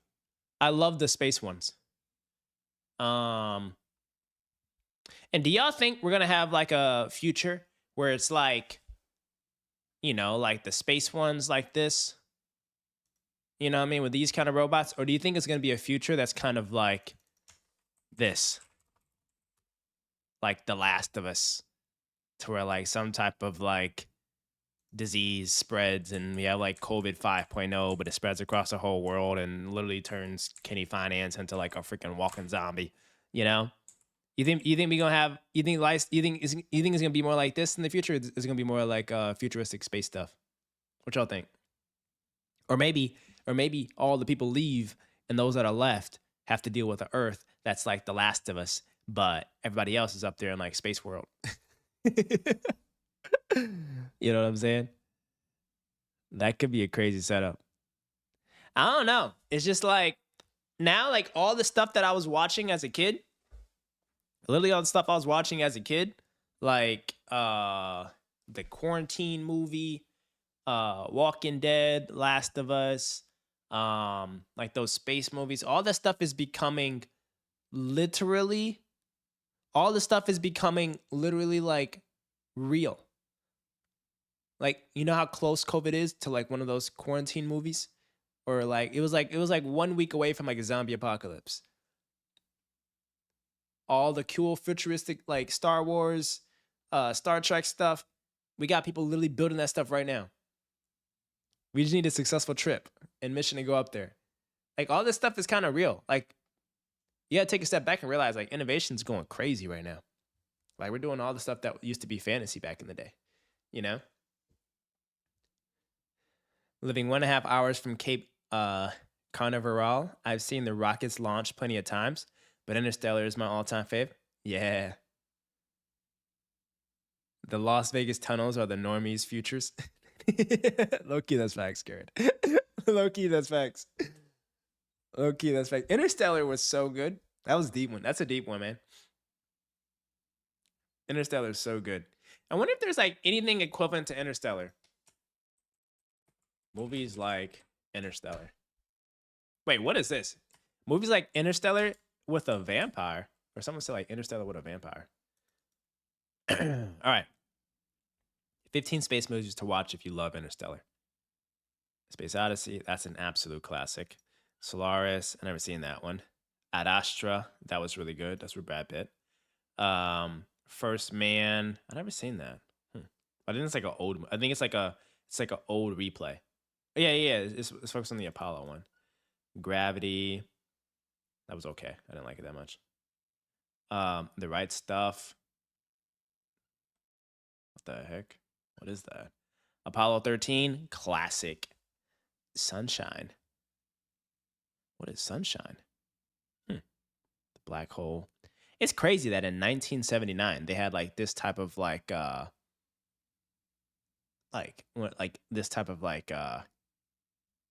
creativity to think about space. The Martian. This was an amazing movie. The Martian was so good. A-Dub, what's up, legend? Moon. Oh, there's a lot of movies actually. Oh, they made a movie about 2010, the year we made contact. Well, you're 16 years late, mate. That's crazy work. You watched the Russian version of this? Let me see. Russian film, Solaris. This it? A-Dub, is this the one? The Russian version of Solaris? Oh, they got it on YouTube. If anybody wants to watch it on YouTube. Andrei Tarkovsky. What the heck?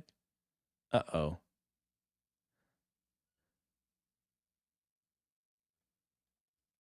Let's see. What's the synopsis? 1972, Soviet psychological science fiction art house film based on the Stanislaw Lem 1961 novel. Co-written and directed by Andrei Tarkovsky and stars Donatas Banionis and Natalia. That's such a beautiful name. Natalia Bondarchuk. Okay. Interesting. It's a classic. I gotta check this out. I'm gonna watch it on YouTube. I'm gonna check that out. W Rex, chat. W freaking Rex. All right, lock back in. Okay, we got to learn about that's that. What's happening in the world of freaking China? I'm trying to figure out what's happening in China. Big up K-dramas. I love K-dramas. I'm obsessed with K-dramas. My favorite one is I like Crash Landing Onto You, Business Proposal, all kinds of things. But what kind of K-dramas y'all like in here?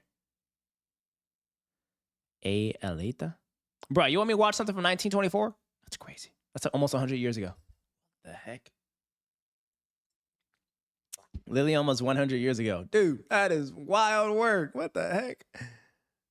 100 years ago? It just blows my mind that, like, so much old stuff out there happening in the world.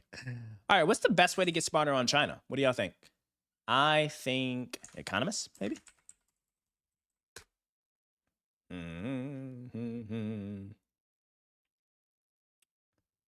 But there's like too many things going on in like the different angles of China. You know? Let's try to find there's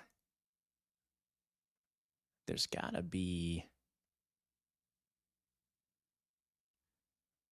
102 years old. Yeah, it's crazy, right?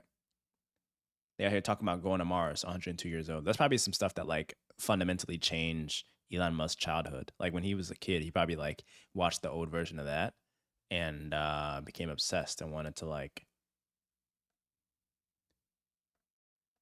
make something like that. Okay, hold on. Let's go to China One Global Reserve. Who's got a video on it? Can react to. There's the CNN. Dance, dance, dance, dance. To the left, dance, dance, dance, dance. All right, let's go with CNN. All right. So we're gonna watch that. I'm trying to get our ducks in the row to be organized as it relates to understanding China's economy.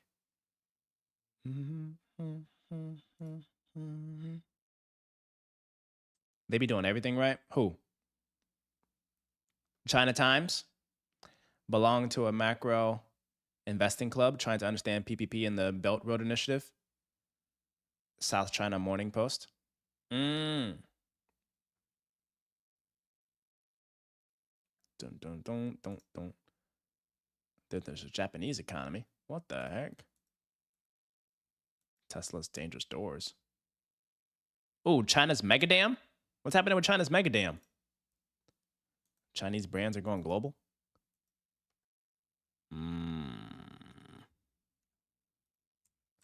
Hold on. If I go to South China Morning Post, I gotta be careful with some of these. Right? Is a hit at home.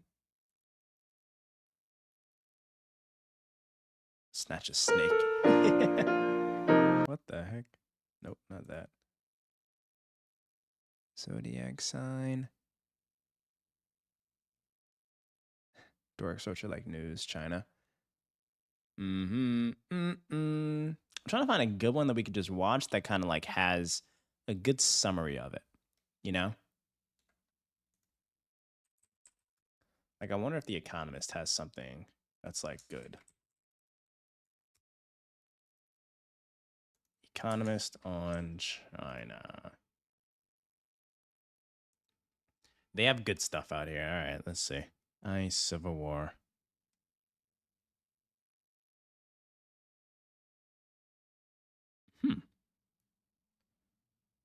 Let's try to see. Make Sherlock Holmes a gay icon. That's funny.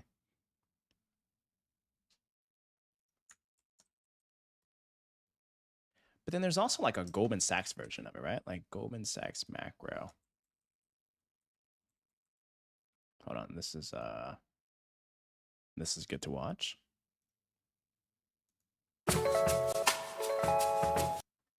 But then Goldman Sachs has some really good details.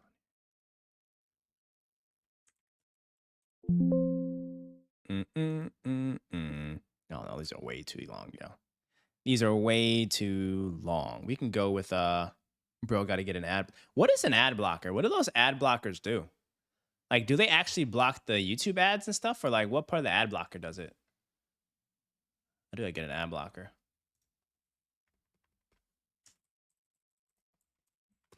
But let's learn about China.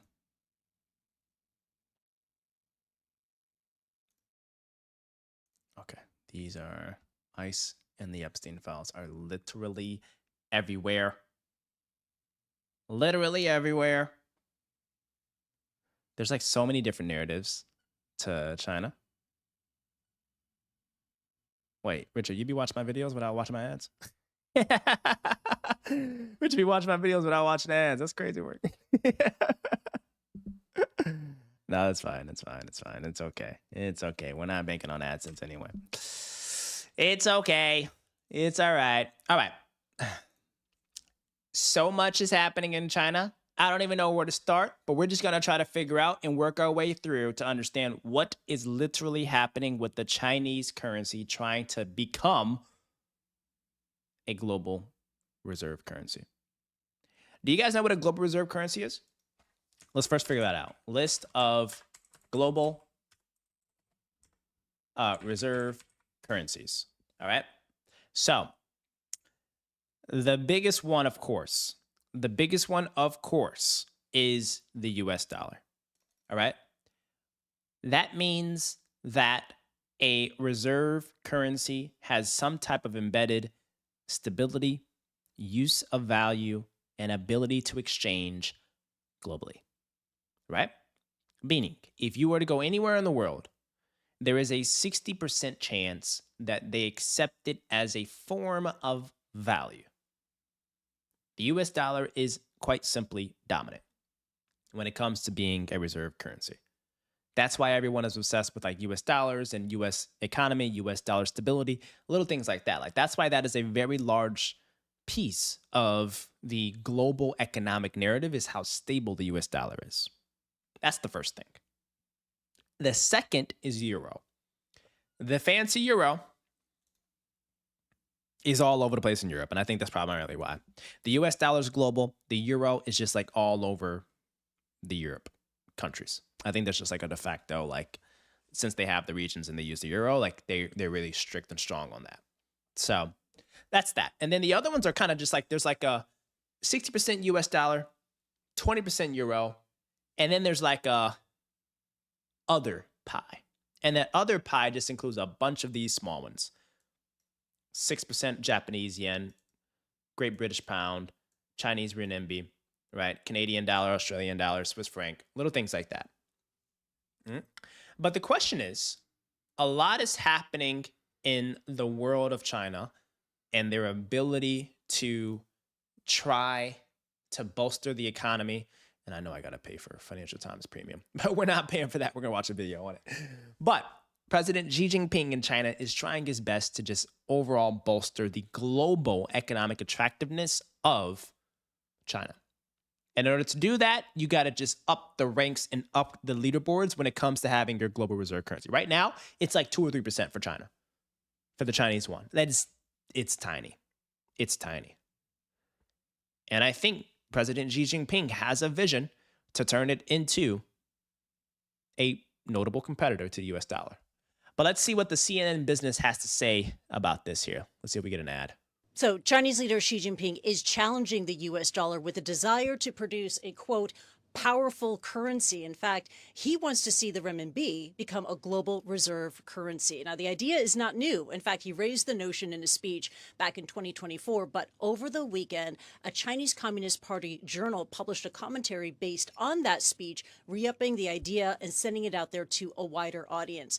The timing here is interesting. It comes on the back of ongoing US dollar weakness. In fact, the US dollar hit a 4-year low last week. It also comes amid trade tensions between the United States and its trading partners, and ahead of that upcoming shift in power at the very top of the U.S. Federal Reserve. Okay, but let's be real. China's renminbi has a limited role in global reserves, and it's absolutely dominated right now by the United States. But the renminbi is gaining. In fact, it's currently the world's second largest trade finance currency on the back of strong Chinese exports. So the Chinese leader says he wants to build a powerful currency. So can China do it? Well, analysts say at the moment, no, because China needs an open capital account and full convertibility. Before we get to what do y'all think about that? Chat, what do y'all think about that? China has to get a lot of things right in order to compete with the US dollar. But let's first look at the US dollar. See how the US dollar has been performing. The US dollar over the long haul. Oh, they say it's at like a 4-year low. I don't know about that. Is she right on that or what? I mean, granted, it is relatively low. We ain't looking too high from US dollar perspective. We got a lot of stuff we got to work on. But that's the point. It's like a strong, stable asset overall. But I think another large component of this is like, in order for China's to get into the tier of a significant currency that's used globally similar to the US dollar, you got to just bank on like some of their key economic initiatives turning into real revenue generating and economic activity generating projects. So like, let's see, top China economic projects. And I bet you one of them is going to be the Belt and Road Initiative. Let's see. Let me see what they got going on. Yep, BRI. Okay, here. Gemini hooked us up. So, well, here's like specific ones. These are like infrastructure projects. We don't really need to dive deeper into like the infrastructure ones. But if you're interested, they have the Lizingjiang Bridge, the Taihu Underwater Tunnel. That sounds dope. The Chapel of Sound. That sounds pretty darn cool. Revolving Wing Drone. Pretty epic. Shanghai Astronomy Museum. Cool. And the Wundongje Hydropower Station. Okay, China's projects, a lot of civil engineering projects. And what I like about those, you're going to need to have a land surveyor and a civil engineer, and you're going to need to have construction services. So boring businesses attached to a lot of Chinese projects, but we keep it moving.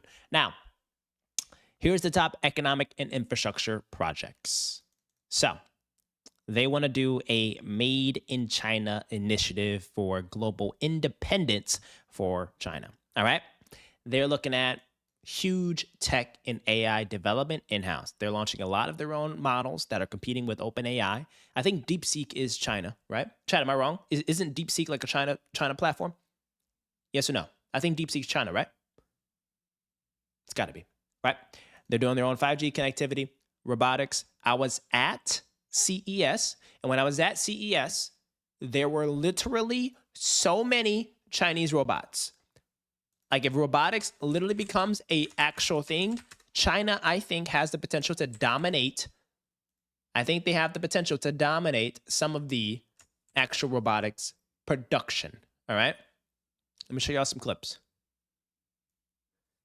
Look at my robots here.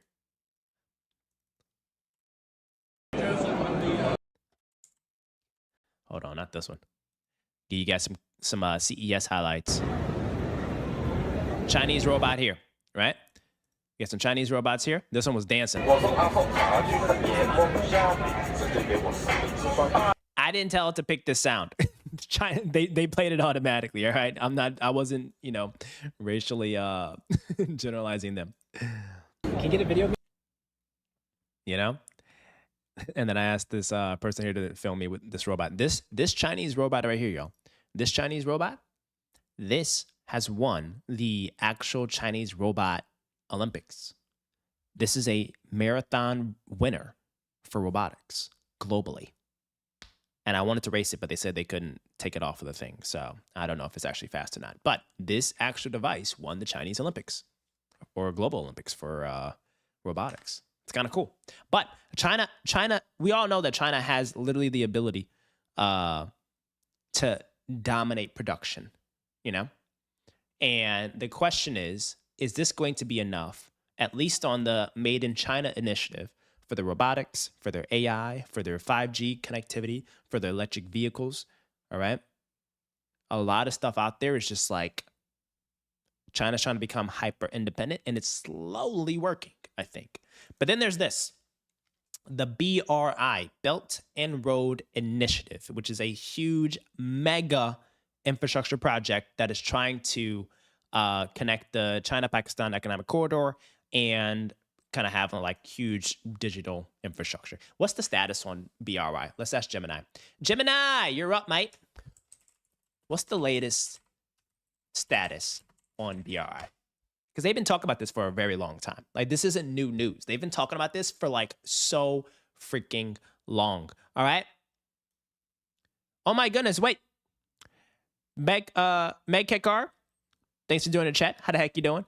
BRI is failing. Hold on here. All right. So as of 2026, the BRI has shifted from small but beautiful approach of the pandemic era. In 2025, they reached a historic high of $213 billion. All right. 2026 milestone projects. They're trying to do something in Kuwait, Myanmar. Hold on. Is it failing? Let's be real with it. Is it failing? Y'all think it's failing? Is it failing, y'all? While some high-profile projects have faced setbacks, the overall Belt Road Initiative is far from failing. In fact, they hit record-breaking levels of engagement. Now, it could say record levels of engagement and activity in constructing things, but like timeline against expectations, costliness, delays, that is what signals failing. So you might be right. You might be right, MK. I'm going to call you MK. Thanks for joining the chat. Right? All right. But evidence for the BRI is that they have record funding, emerging or energy and technology dominance. They're having their EV batteries and data center investments. All right. That makes sense. And then the areas of struggle is South Asian decline. Projects like the China-Pakistan economic corridor is facing fading power and prestige due to security threats. Oh my goodness. Okay. The debt overhang. Oh my, whoa. Listen to this.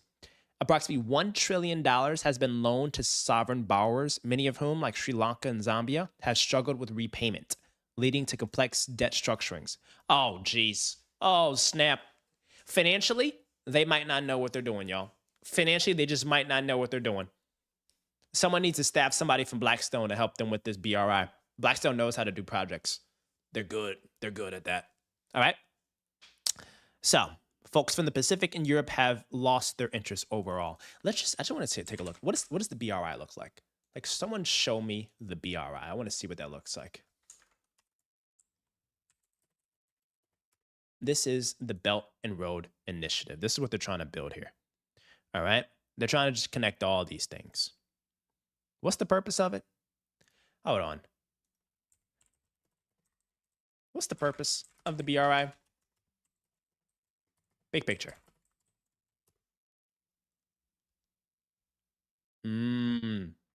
Garrett says he doesn't mess with China-tied investments. What about the rest of you guys?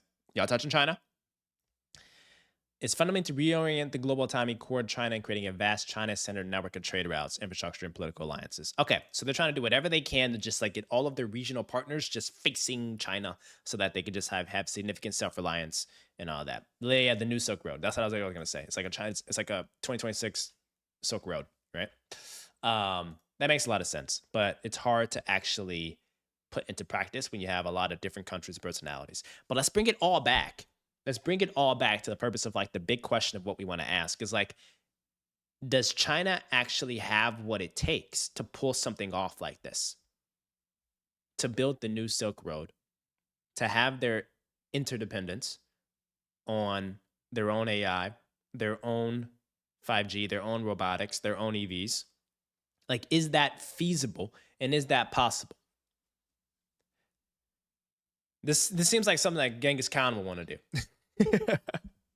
You know? I'm hearing a lot of good comments. It depends. Maybe not in our lifetime without using the US dollar. Not touching China. You guys think they need India? Yeah.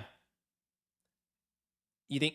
Yeah. I think they need to strategically get India locked in. I think they need to strategically also to get India locked in. Let's see the top currency in India.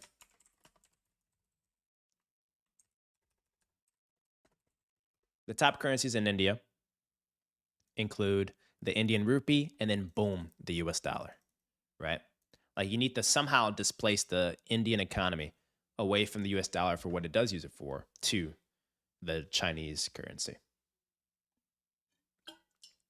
And with all of this, they are still trying to get the yuan to be the top company or a country for a global reserve. Let's see what the South China news has to say. China is on a strong currency mission to make the yuan a global reserve.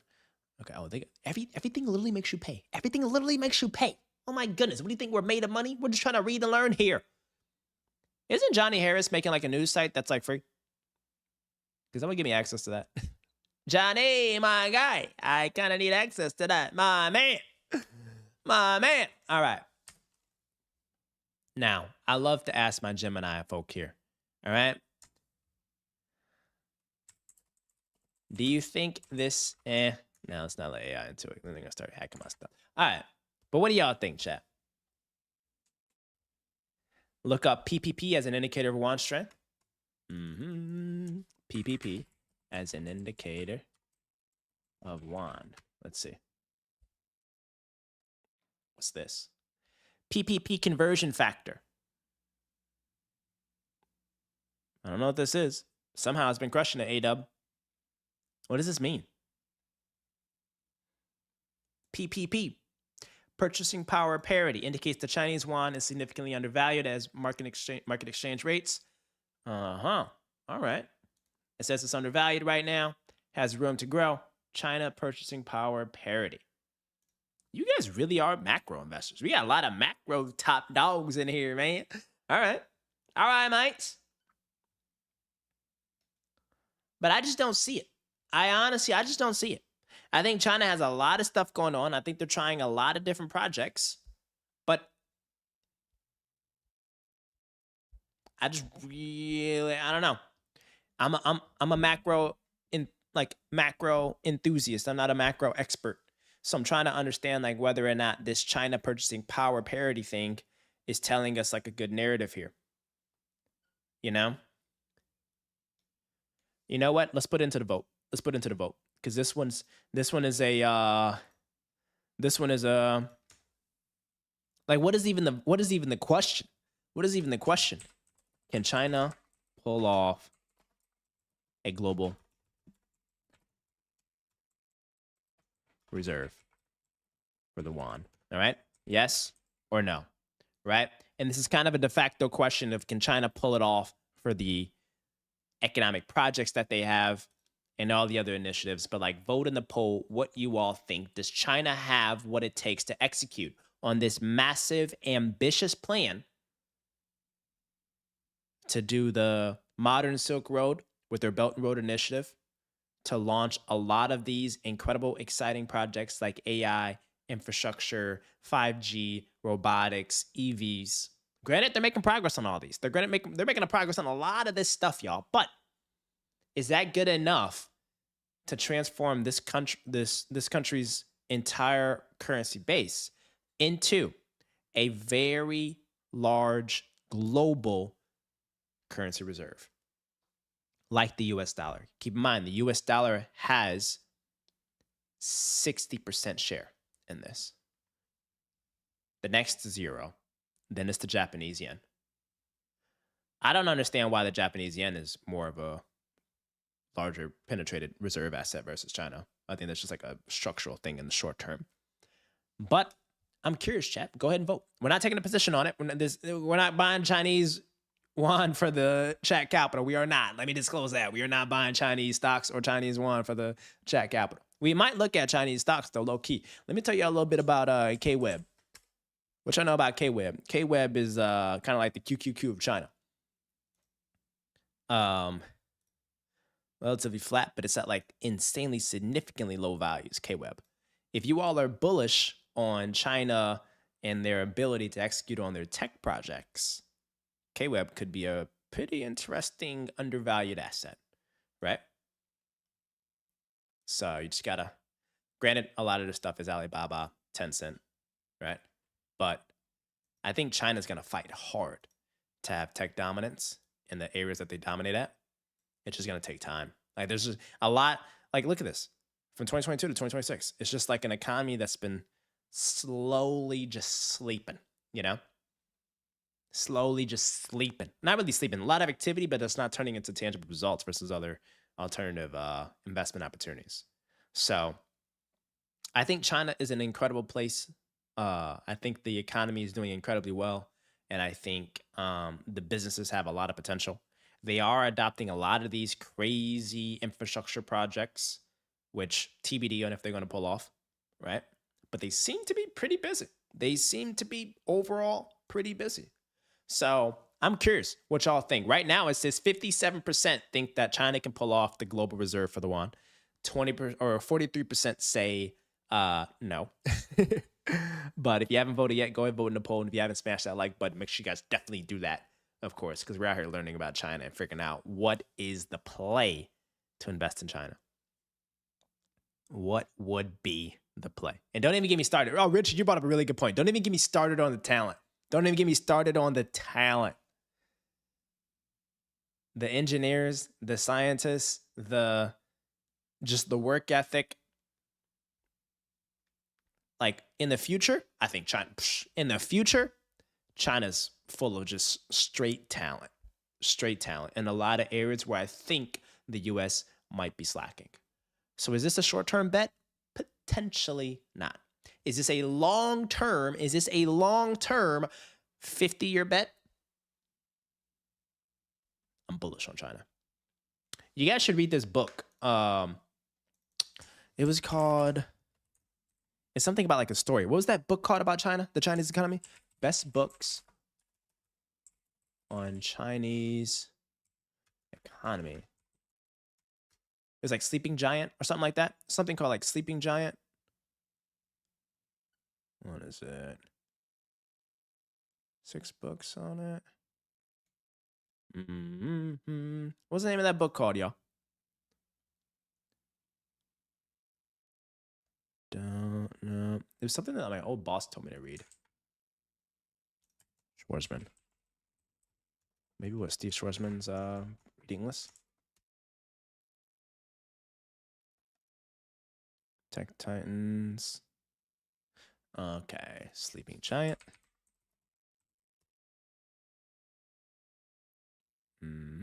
Is it called Sleeping Giant?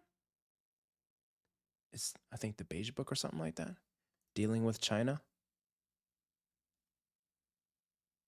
New Chinese economy. The new economy. What the heck is this Chinese book called? Dealing with China.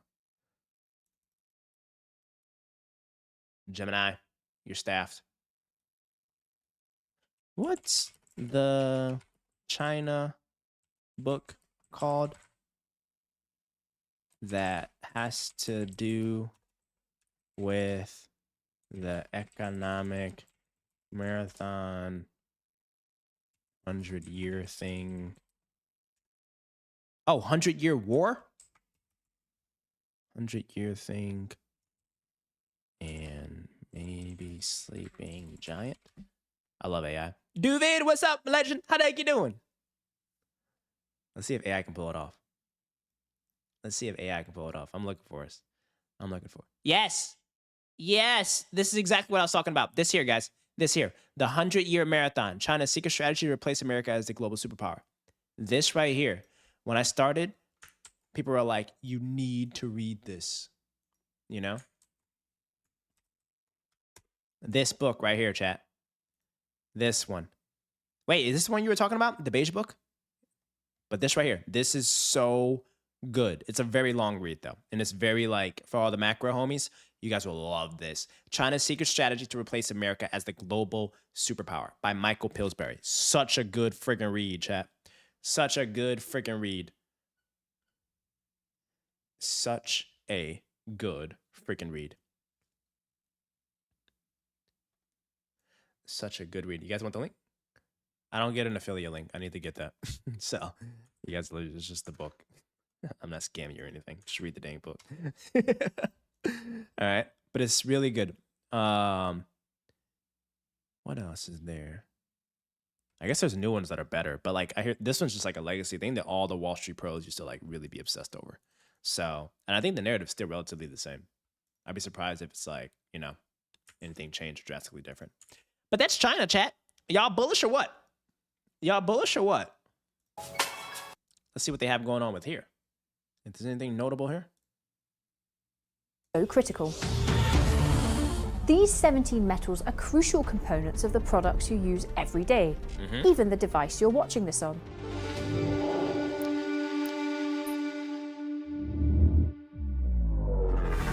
Rare earths are in almost every modern electronic good. Neodymium, for example, makes magnets that go into electric vehicles and wind turbines. Gadolinium is used in lasers and as a contrast agent for MRIs. And europium is used in television and computer screens. But despite their name, rare earths aren't actually very rare. There are more than 15 countries and territories listed as having reserves.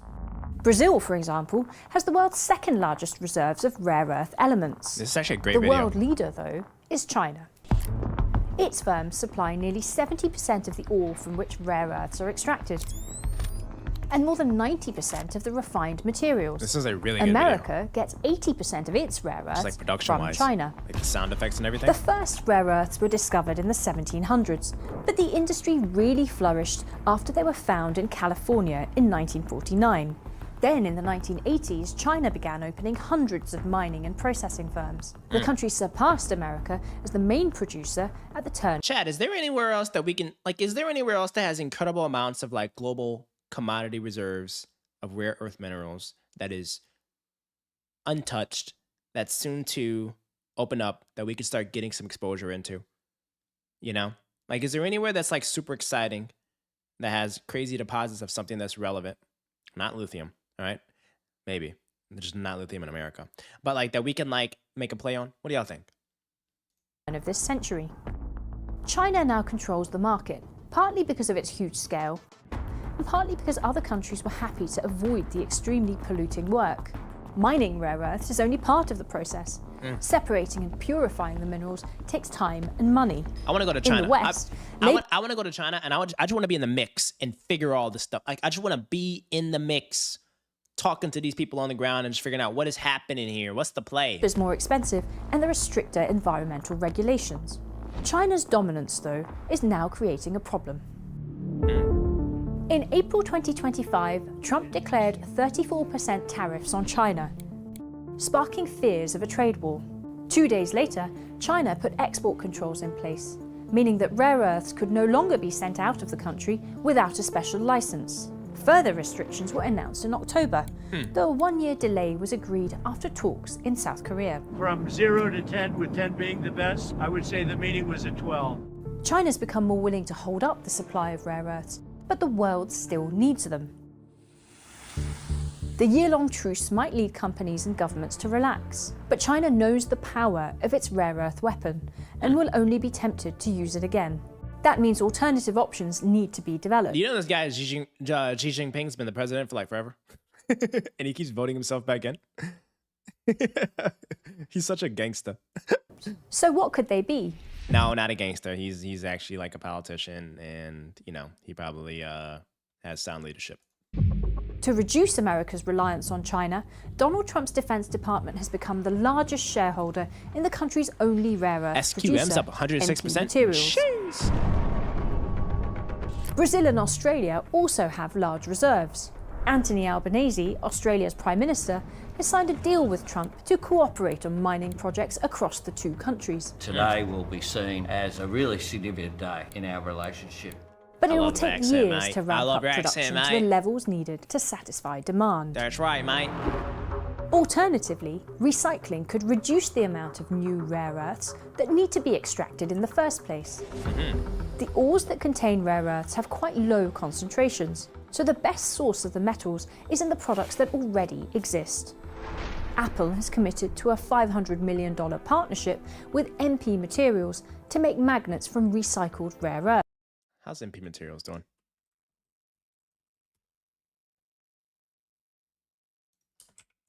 Are they publicly traded? Oh yeah, they're MP Materials. Woo! 165 in the last year. took a huge jump. Lily, wow, what the heck?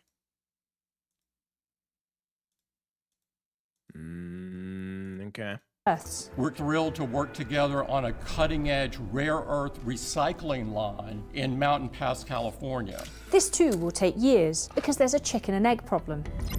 Having a lot of rare earths come from recycling relies on having a lot of products out there to recycle. At the moment, most of the electric cars on the road are relatively new, and so they aren't going to show up in the scrapyard for many years. Another approach is to find alternatives to rare earths. After China banned the export of the elements to Japan in 2010, Japanese firms developed a heavy rare earth-free magnet for hybrid vehicle motors. Other car makers are now following suit. Alternative materials are also gaining favour. For example, scientists have been synthesizing tetrataenite. In nature, who the heck got the tetrataenite plug? All right, we're trying to monopolize some meteorites. It has I got the attention span of like a 5-year-old. It's like magnetic properties similar to those of rare earth metals. Scientists have been able to make tetrataenite in labs since the 1960s. Who's the person that's producing the equipment that is used in these labs that is going to be mining tetrataenite? All right, what's the choke point here? Who's the one that's manufacturing the lenses on these lab devices?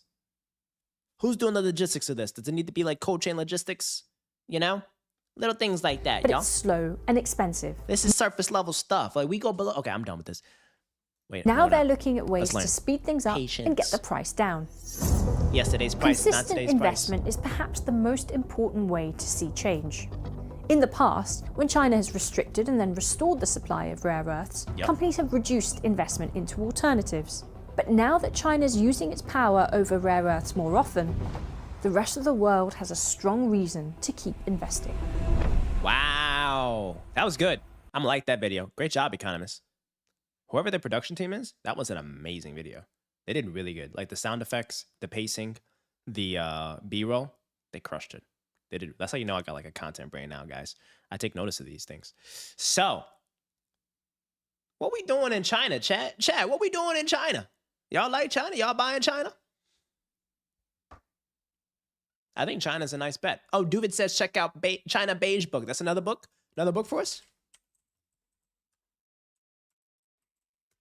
China Beige Book. Whoa. We guide your investor strategy using the most comprehensive data platform ever developed to track Chinese economy. What a unlock. This is huge, David. This is huge. We need this. We needed this. We got a lot to learn up on. But it seems as if we can go down a huge rabbit hole of the China Beige Book. This seems familiar. I think I heard about this from like the Council of Foreign Relations one day. This gives off that same aura. Right? But well done.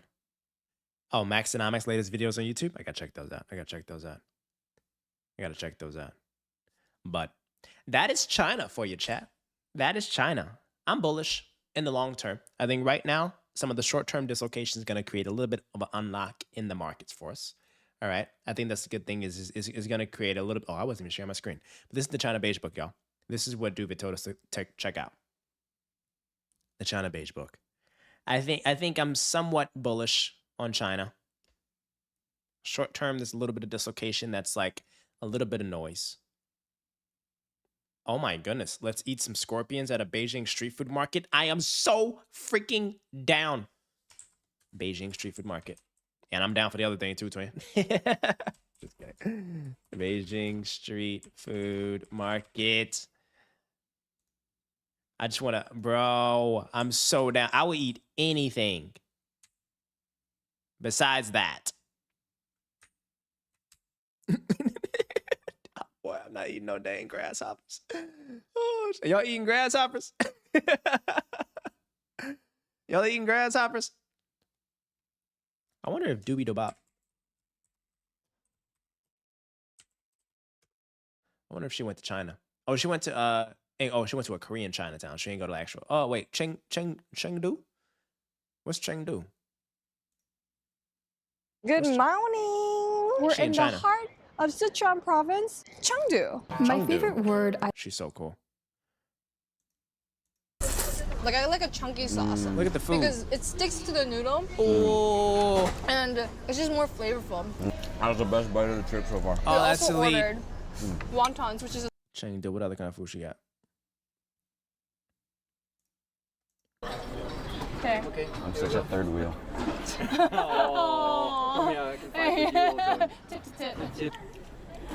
They said that it was grilled mutton. And this is Oh my gosh. mung bean jelly cold noodles. I'm so down and to go to it's China. made- I'm so down. I'm about to become a food YouTuber. Off of the love of the game. I'm about to be a food tuber. I'm about to be a food tuber. Kenny Finance Food or it can't be Kenny Finance Food. Kenny Food come in. Kenny Eats. We're about to have a Kenny Eats channel. All right, let's get back to being smarter on China, y'all. All right, so you guys are bullish on China. I rock it. I rock with it. We're just gonna have to see what happens over the next, next 5 to 10 years. Next 5 to 10 years. All right. What do you? I gotta catch up on the chat. Chengdu's one of the biggest ones. IPX. What's IPX? You guys were giving me other tickers earlier, right? When I was talking about China. IPX stock. I think ADub said something about what did you say? You said something about some type of business that was doing well, that went up a lot. Oh, the lithium one. SQM. What's SQM? If you guys have whoa. Oh, the Chile one. Oh, I'm bullish on Chile. Chile is, first of all, I've been to Chile. I went there in college. I did like a trip there to study the Chilean wine market. W class. What's happening though? These things are so cyclical. That's crazy work. But SQM's, wow, I forgot about Chile. And Chile has a really strong overall economy. Good leadership too. And then you said what else? IPX? What's IPX? Empyrean Limited. They do. How about we figure out what they do?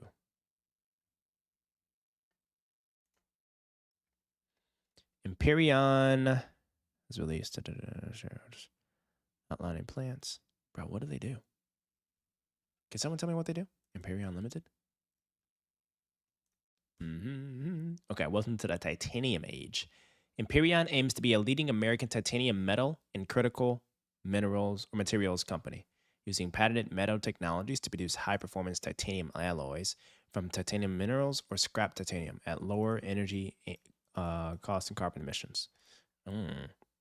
Titanium has the highest strength-to-weight ratio of all materials. Whoa there, boy. Let's see the presentation. Their presentations are probably sick. Let's see. Okay, this just came out. Let's check it out. Let's check out titanium, chat. Garrett says Chinese government debt, municipal regional BRI is growing at a faster rate than American debt. That's facts. It's absolutely insane. It is absolutely insane. I'm not confident in their attempts at establishing yuan as a global currency in a mainstream way. I agree. They got a lot to get us. In the 50-year horizon, maybe. But like in the short term, next 5 years, they got a lot of stuff they got to focus on. They may get some major dependent economies pegged to their economies. Chinese establishment a different material aid the developing economy. Yeah, I agree. Yeah. MK agrees with you, Garrett. MK, are you MK, I feel like you're a macro person. You sound very like you sound like one of those like macro experts. I feel like MK and ADub are macro experts. Garrett is our resident quant guy.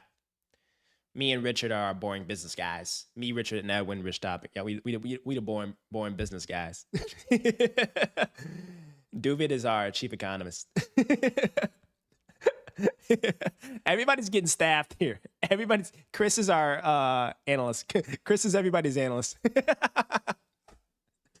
He went to bed because he's got school. But Chris is our analyst, y'all. So everybody here is getting staffed at Chat Capital. MK, you have any exciting investment areas or opportunities? What do you think, MK? If you don't like the MK nickname, we can change it. But it's just very convenient for me to say MK. We literally have the full Hedge Dreadlord team here. Yeah, we really do have like the full team here. This is a very impressive like community of just like super intelligent, intellectually curious people. Anyway, Hyperion says they did their commissioning complete, manufacturing capacity expansion, path to scale, commercial process. Boom. All right, wait, let's first understand what they do. Let's first understand what they do. Ooh, not Hyperion.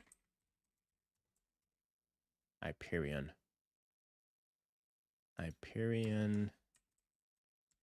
Titanium. Right? Hyperion X. Ooh. All right, guys, we need to like understand this, like what they're doing.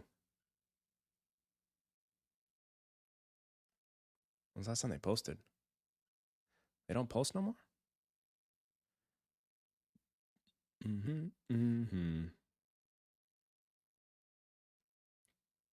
Supporting B. Here we go. Let's watch this. I love titanium. It's sleek, it's beautiful metal, it's strong, it is highly corrosion resistant, it can handle high temperatures. It's just like a wonder metal to me. All right, guys, let's watch this. I'm gonna use the bathroom real quick. I'll be right back. Do not leave. I'll be right back, but let's watch this. And let's understand if it's a goodbye. I love titanium. It's sleek, it's beautiful metal, it's strong, it is highly corrosion resistant, it can handle high temperatures. It's just like a wonder metal to me. The ultimate goal really is to make titanium cheaper. Titanium's really abundant in the Earth's crust, so what we're really hoping to change is that titanium will be more usable and widely available. People would use it more if they could. I believe that it's the right time to bring it into mainstream. Here at Hyperion X, we're ushering in an age of titanium. Right now, the titanium is made by the Kroll process. It's a batch process, high energy, high temperatures. It's a long-term process. They have to go through a chlorination process initially, which chlorine's a pretty nasty material to work with, very corrosive. And we are bypassing all of that. We need to produce titanium with lower oxygen content. So deoxygenation process is trying to refine the titanium metal to obtain the titanium metal with a very low oxygen content.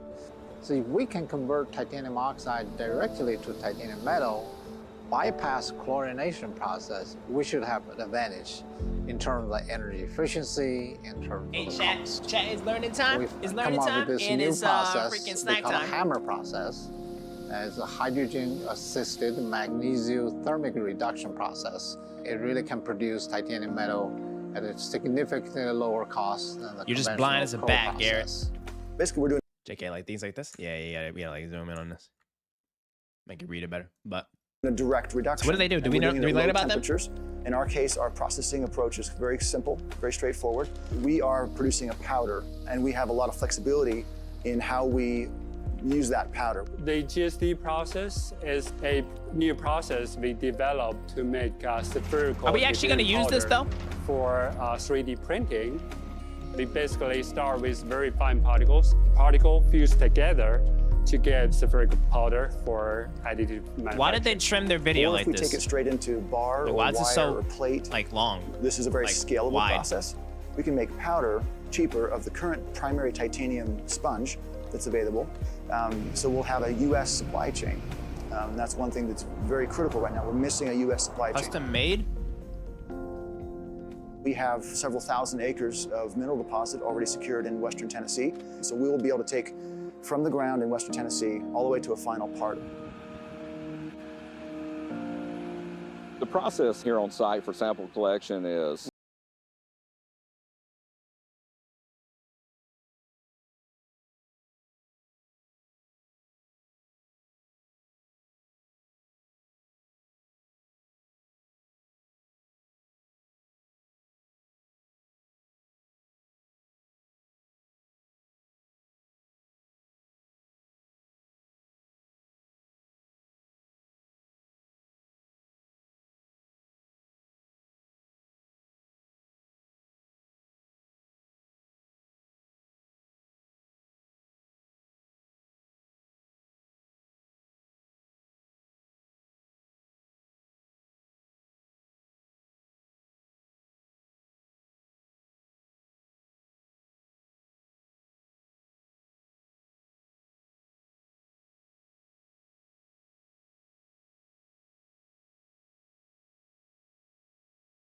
where is titanium found? Like, do we have to dig really really deep for titanium, or did I miss that part? Like, where do we get titanium? Like, is it found in other materials that we can recycle to get, or do we have to get titanium from like deep mining?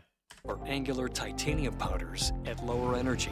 And is it heavier and more expensive to produce and transport? Like, these are things to consider, right? Titanium might sound cool and all, and Lieutenant Dan got some titanium legs, but it could be like really just difficult to process, refine, productize, and then especially transport, right? Like, a lot of these things, a lot of the weight is a large determining factor in broader adoption. So does this just have like insanely drastically high transportation, logistic costs, production costs, and a longer refining and production timeline versus something that's a lot more cheaper and more abundant? Question for the crowd. Question for the crowd, chat.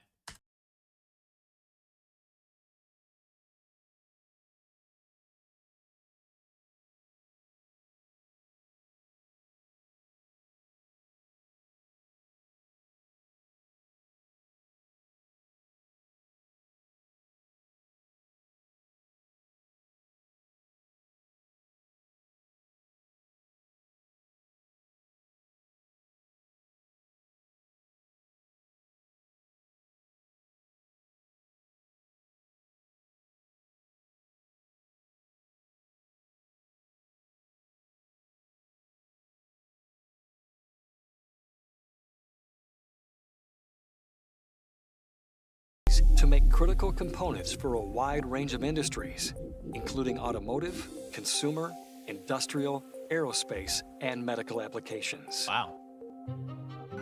It's really one of the most unique processes that have been brought to the titanium industry in the last 50 years. Now we've got an excellent source that we're not having to ship around the world. We are refining it right there. It's titanium metal, and then we're taking that right to the final part. It was done in America with the next generation of technology that really ought to be spread to the rest of the world. This technology is so exciting because it gives us the opportunity to really shake up the titanium industry, optimize the process, lower cost of our process, and so then you can start seeing titanium products where you'd normally see stainless steel. It's just really fun being a part of something that is growing and titanium can replace stainless trying steel. to change the market. There's an opportunity. That's really with the big. Technology that we have make I love North this use America case. and the US a leader in the production of titanium. We can have titanium used in these applications which will improve electric vehicles, our commercial aerospace sector, advanced consumer electronics, space exploration. It's amazing, I think. It's amazing. It's amazing, I think. I know the Australian. He's probably like a deep production guy that they poached. Okay, powder manufacturing. Oh, here it is here. Here it is, guys. Right? So, this is the value chain of titanium. Titanium scraps goes into the proprietary hammer process, which turns into titanium powder. That then can be used into a binder jet at this price point, a uniaxial press, a lot lower price point. Dang, huge, super low price point. So it seems as if the binder jets and then the laser powder beds, these are higher value in markets, or no? Are these production costs? Current market prices. Okay. And then it goes into HSP, THRM. I don't know what that is, and which can be used into fasteners, enclosures, gears and automations, brackets, mill products, and then complex products. And as you go down, it is a higher average ASP there. Fascinating. Okay, here's their facility. Here's their campus that they're doing a lot of their titanium processing and manufacturing in. The total expansion capital is $75 million and is mainly funded through U.S. Department of DOW. What's the W part? Department of Water? Yeah, maybe water. U.S. Department of Water, Industrial-Based Analysis and Sustainment. 47 million, of which 47 has now been obligated to Hyperion. Nice. They're getting a lot of good government funding for this. Good low-cost, cheaper capital. All right. Dun, dun, dun, dun, dun, dun. During the quarter, they got the 4.6 million. Oh, Department of War. Department of War industrial base. Yeah, not water. Department of War. Oh, funds are not obligated. Okay, the final IBAS funding and provision of titanium scrap affirms the commitment of the U.S. government to establish and expand a resilient, fully integrated, and low-cost titanium supply chain for the U.S. Defense Industrial Base. Oh, Department of Defense is now DOW. Oh, okay. I didn't know that. Now we know. Now we know. Guys, is there any other way to get titanium though? Is there a different, like, because all countries can essentially do this, right? Like all countries can theoretically do their own version of a titanium processing plant, right? It's all the same raw materials. More than 70% of global rare earth production comes from just 5 rare earth mines that are dominant in light rare earths. 3 in China, 1 in Australia, and 1 in the US. There's this. 3 of them are in China, Lynas in Australia, and MP Materials in the United States. Okay. Titan is one of the only near-term US projects with meaningful DYTB content. Titan's rare earth concentrate contains high proportion of this type of composition, which also contain a high share of neodymium and praseodymium. Brain blast is getting complex.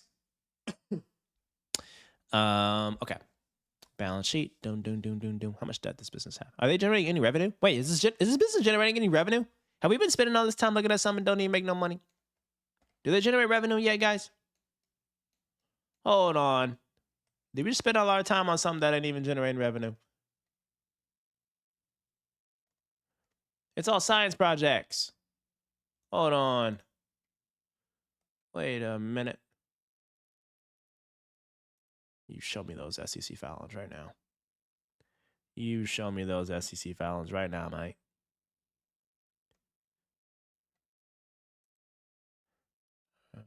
What the heck? What are these? Current report.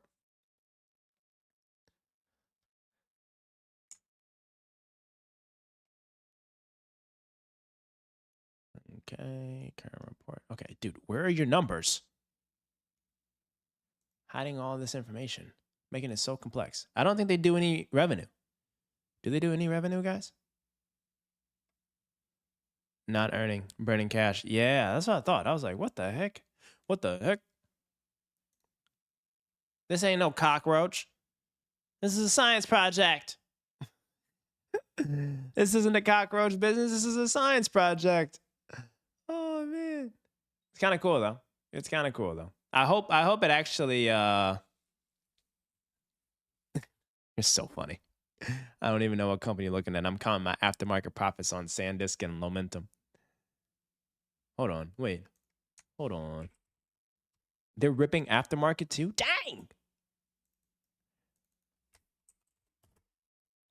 God bless Momentum. Wow. This is crazy. Took a little dip, but then we right back at it, shawty. Such a good name. This is such a good name. You're lucky I brought it up in our top AI stocks of 2025. You're so lucky, Garrett. I was gonna gatekeep that. But I was like, you know what? This is the smart money Shredlord chat capital community. Everybody eats. Granted, I got in a long time ago, like a year ago.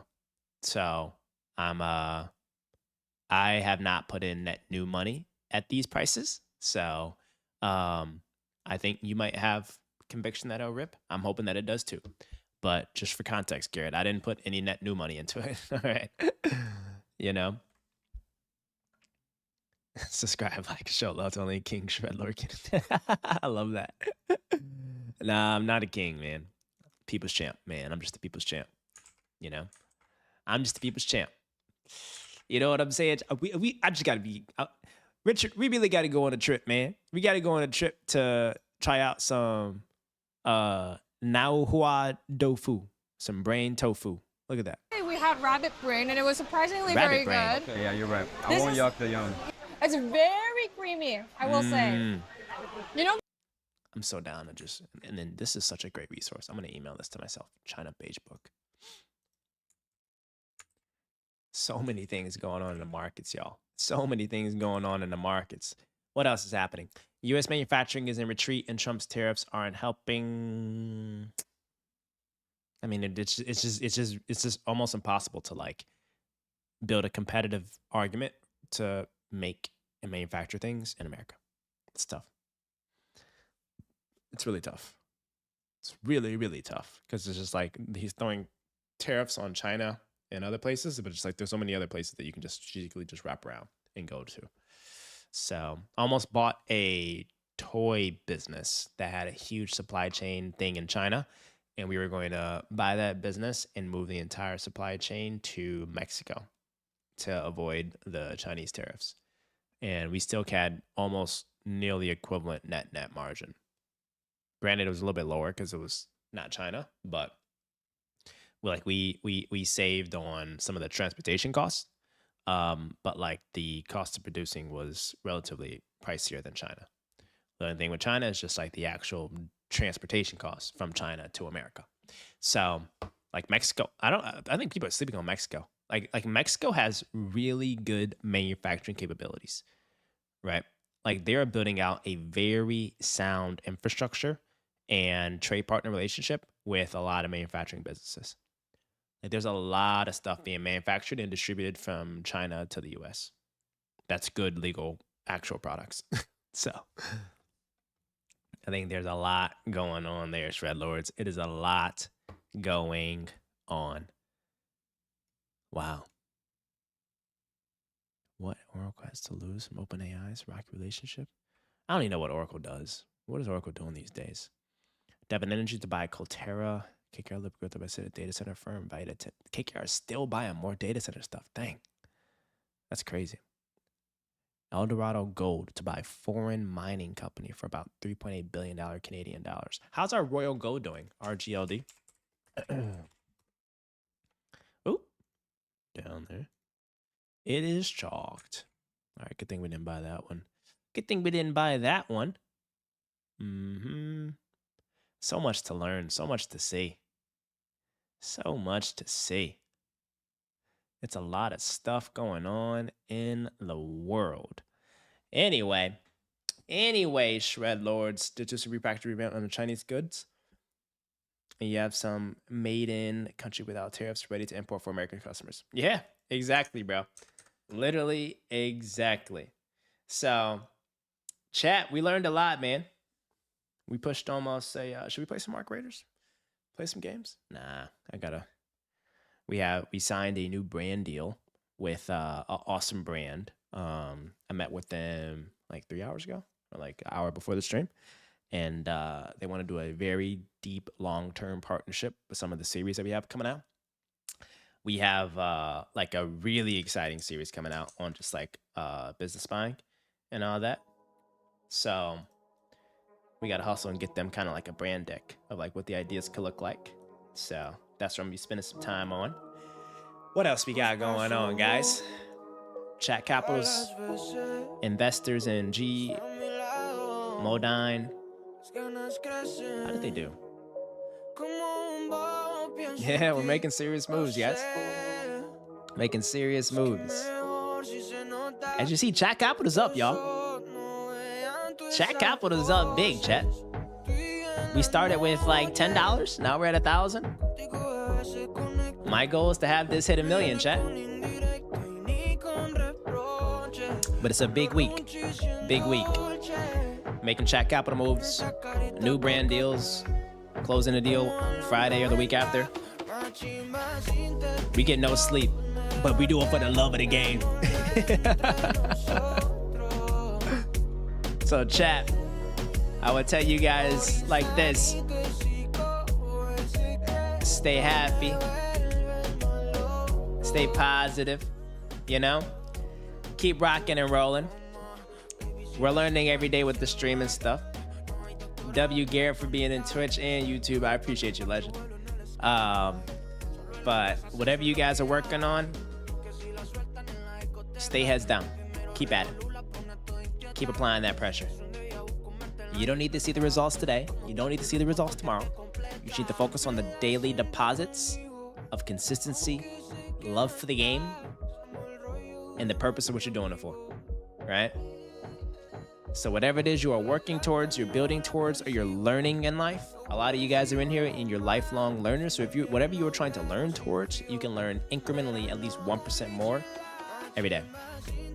So stay after it, fall in love with the process, and watch the magic compound over the long haul. When that happens, call me, all right? But in the meantime, I want y'all to stay locked. I want y'all to stay happy. I want y'all to stay positive. Take care of yourselves. Take care of each other. Peace and love, and I will catch you Shred Lords tomorrow making some smart money moves, all right? Peace.